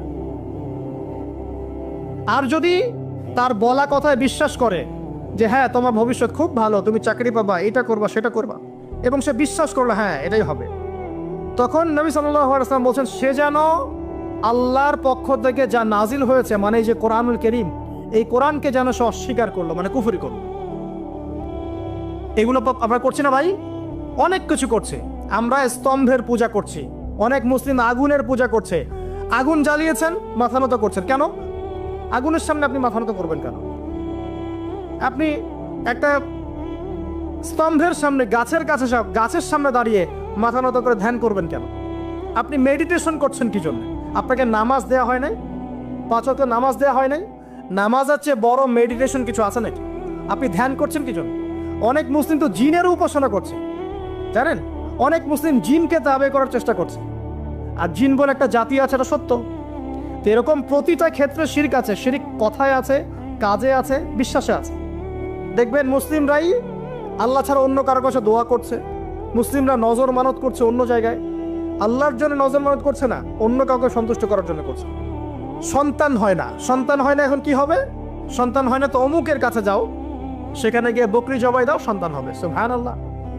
তো এই পদ্ধতি ইব্রাহিম আলাইহিস সালামের জানা ছিল না, যে শেষ বয়সে তিনি বলছেন রব্বি হাবলি মিনাস সালিহিন।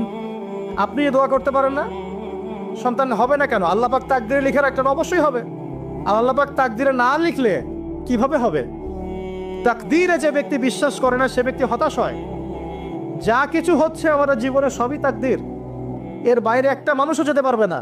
তো প্রিয় ভাইরা, কথায়, কাজে এবং চিন্তায় আমরা অনেক শিরিক করছি। শিরিকের কারণে আমাদের অন্তর কঠিন হয়ে গেছে। আরো কেন কঠিন হচ্ছে? বেদাত। আমল করছেন নবীর সুন্নত মারার জায়গায় অন্য কিছু আপনি করছেন।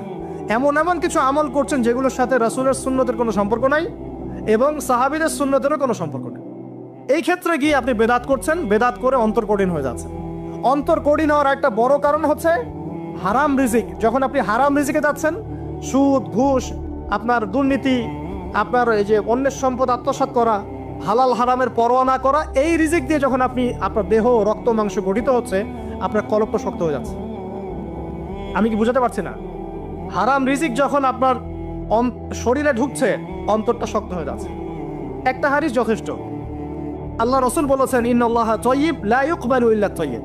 আল্লাহ পাক পবিত্র সত্তা, তিনি পবিত্র ছাড়া কবুল করেন না। আপনি 10টা হজ করে আসেন, চুরির টাকা দিয়ে, ডাকাতির টাকা দিয়ে, আত্মসাতের টাকা দিয়ে, দুর্নীতির টাকা দিয়ে, যদি কবুল হয় তাহলে কোরআন সুন্নাহ মিথ্যা হয়ে যাবে। নাউযুবিল্লাহ। কথা কি বুঝতে পারছেন না? আল্লাহ রাব্বুল আলামিন বলছেন আল্লাহ পাক পবিত্র, পবিত্র ছাড়া কবুল করেন না। হারাম রিজিক দিয়ে ইবাদত কবুল হয় না। আমরা ওই যে রংপুর অঞ্চলে একবার ওই যে হারাগাছ একটা অঞ্চল আছে না, সেখানে গিয়েছিলাম। সেখানে মাশাআল্লাহ আবার বিড়ির অনেক ফ্যাক্টরি আছে। কিসের? বিড়ি তো হালাল নাকি? তামাক তো হালাল নাকি? তো সেখানে বিড়ি ফ্যাক্টরির অনেক মালিক আছে এবং তারা মসজিদ কমিটির অনেক দায়িত্বপ্রাপ্ত আর কি। মুসলিমদের গায়রত্ব এখন নাই, মুসলিমরা এদেরকে আবার মসজিদ কমিটির সদস্যও বানিয়েছে। তো এখন মসজিদ কমিটিতে এসে তার প্রভাবে আর ইমাম সাহেব টিকতে পারে না। দুইজন বলে নামাজের পর হাত তুলে দোয়া করতে হবে, দুইজন বলে করা যাবে না।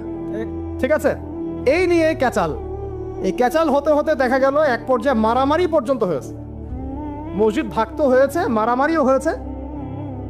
তো তো সেখানে আমাকে দাওয়াত করেছিল যে ওয়াজ করার জন্য। তো দোয়া করার কথা বলছে, তাই আমি বললাম যে দোয়া করে লাভ কি? দোয়া করলেই বাকি, না করলেই বাকি, রিজিকটাই তো হারাম।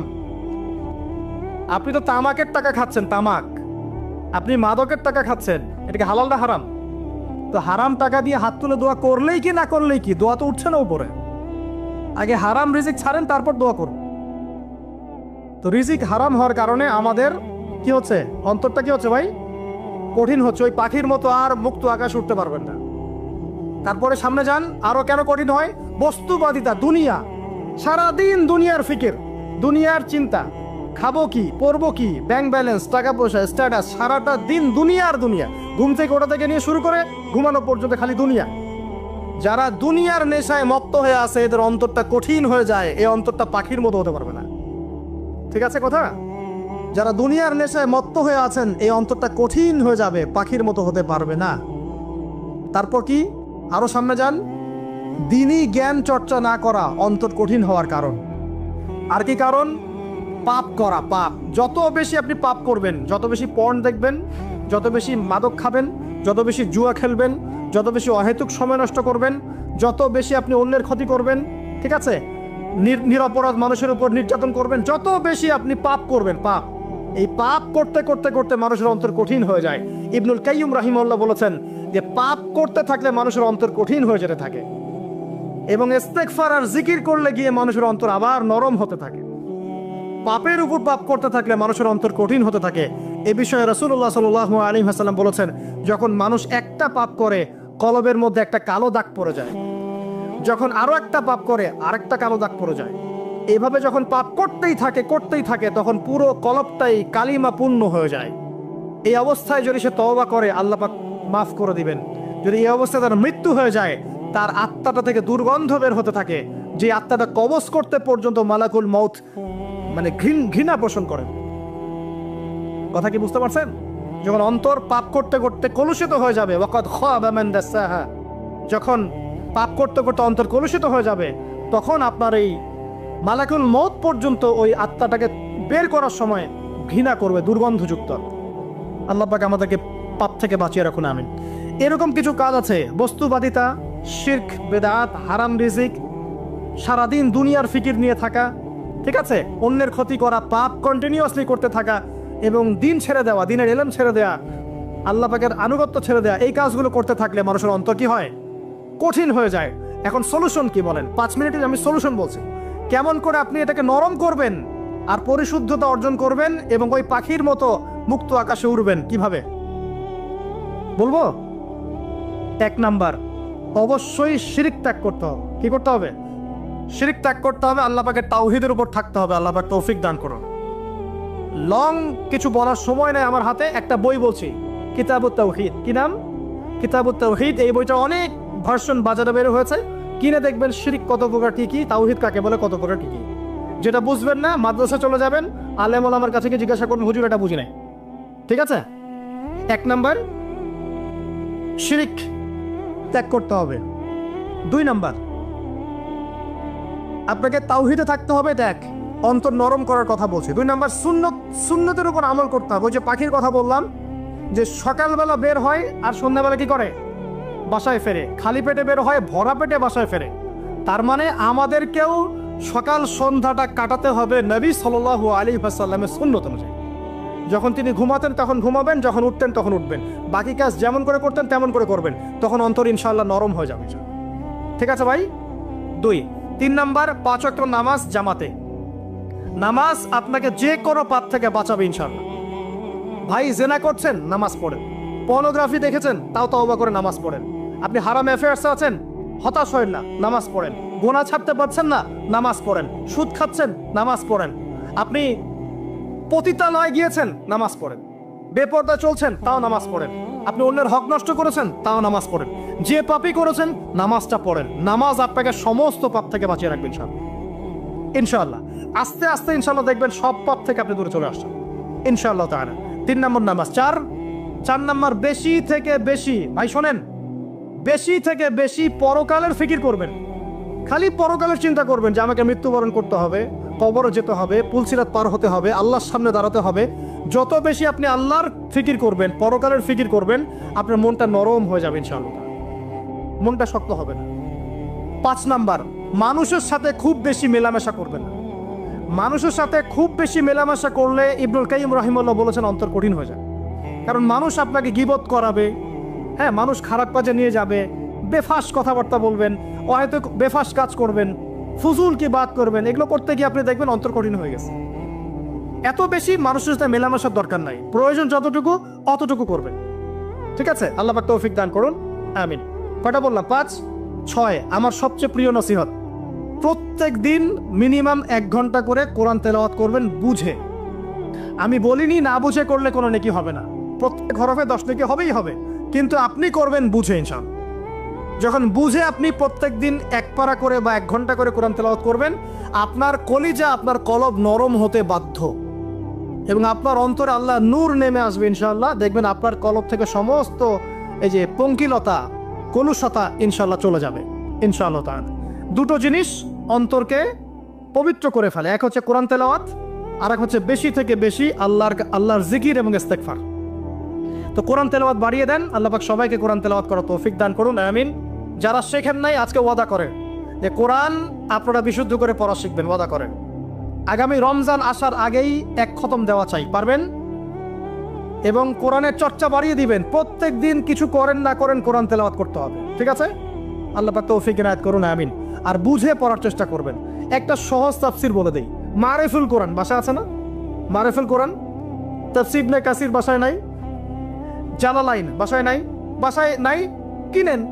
সারাদিন তো অনেক টাকা পয়সা খরচ করছেন, 3টা তাফসীর কিনেন, জালালাইন কিনেন, মারিফুল কোরআন কিনেন, ইবনে কাসির কিনেন, বাসায় গিয়ে পড়া শুরু করেন। পারবেন না?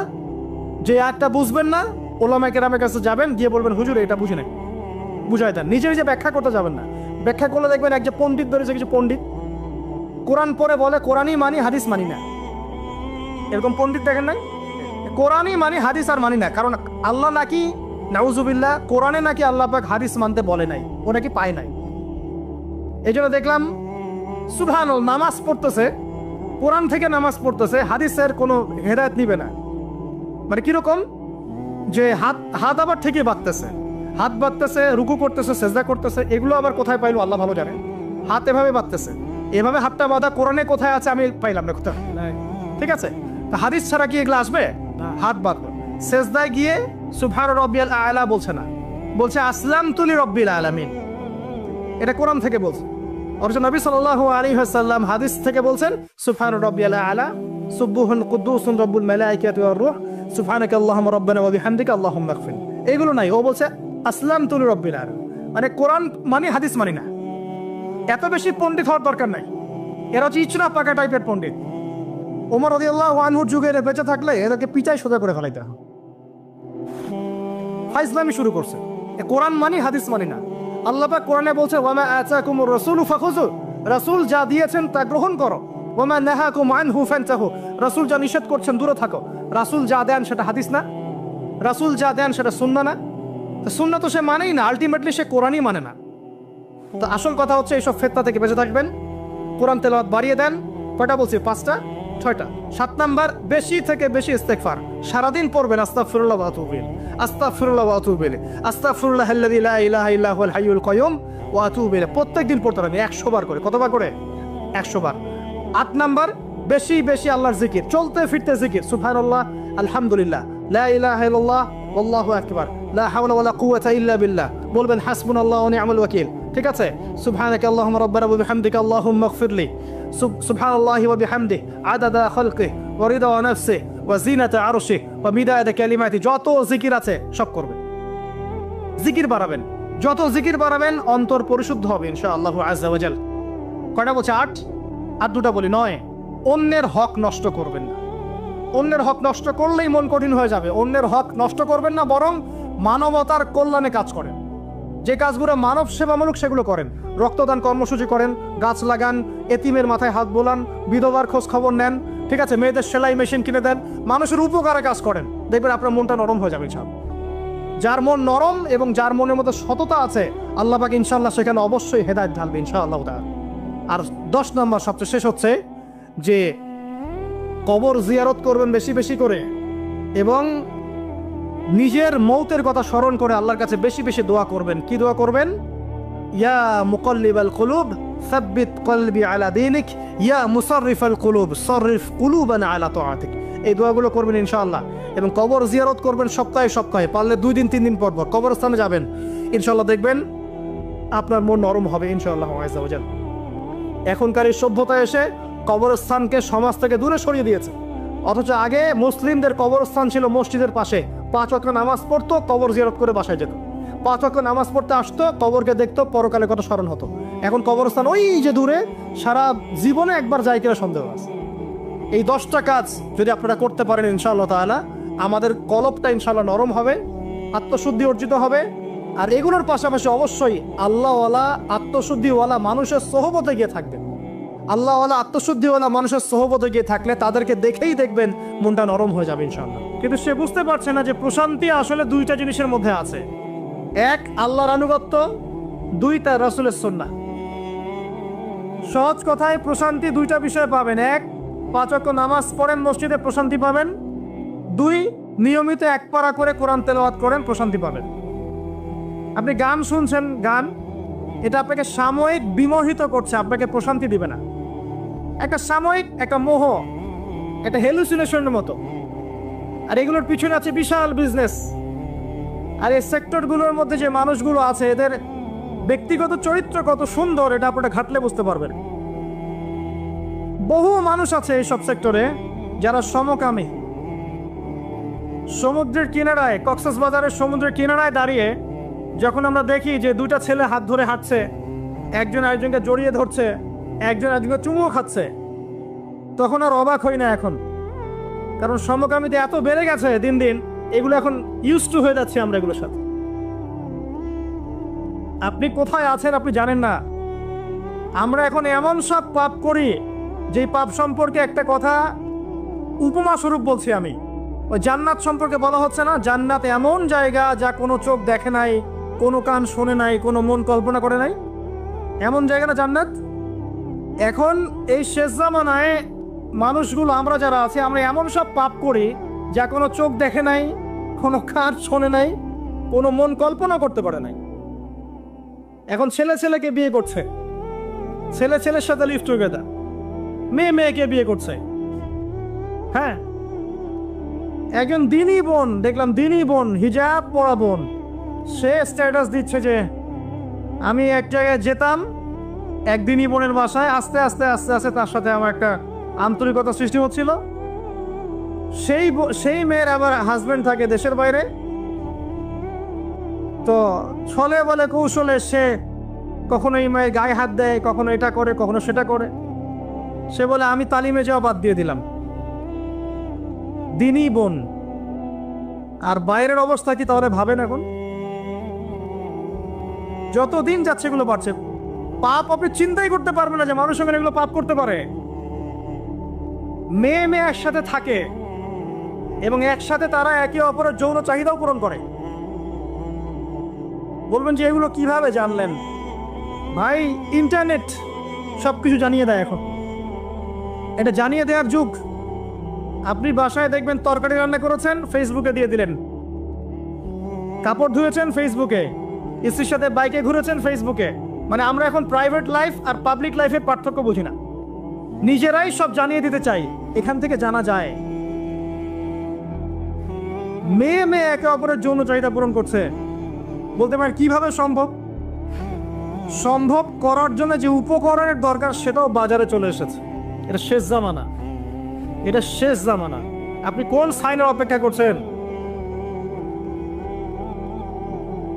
মানুষ, দাড়ি টুপি পরা মানুষকে দেখবেন যে অনেকেই আছে বোনের সম্পত্তি দিবে না, সম্পত্তির অধিকার দিবে না, মেয়েদেরকে পড়াশোনা করাবে না, অনেক কিছুই জুলুম।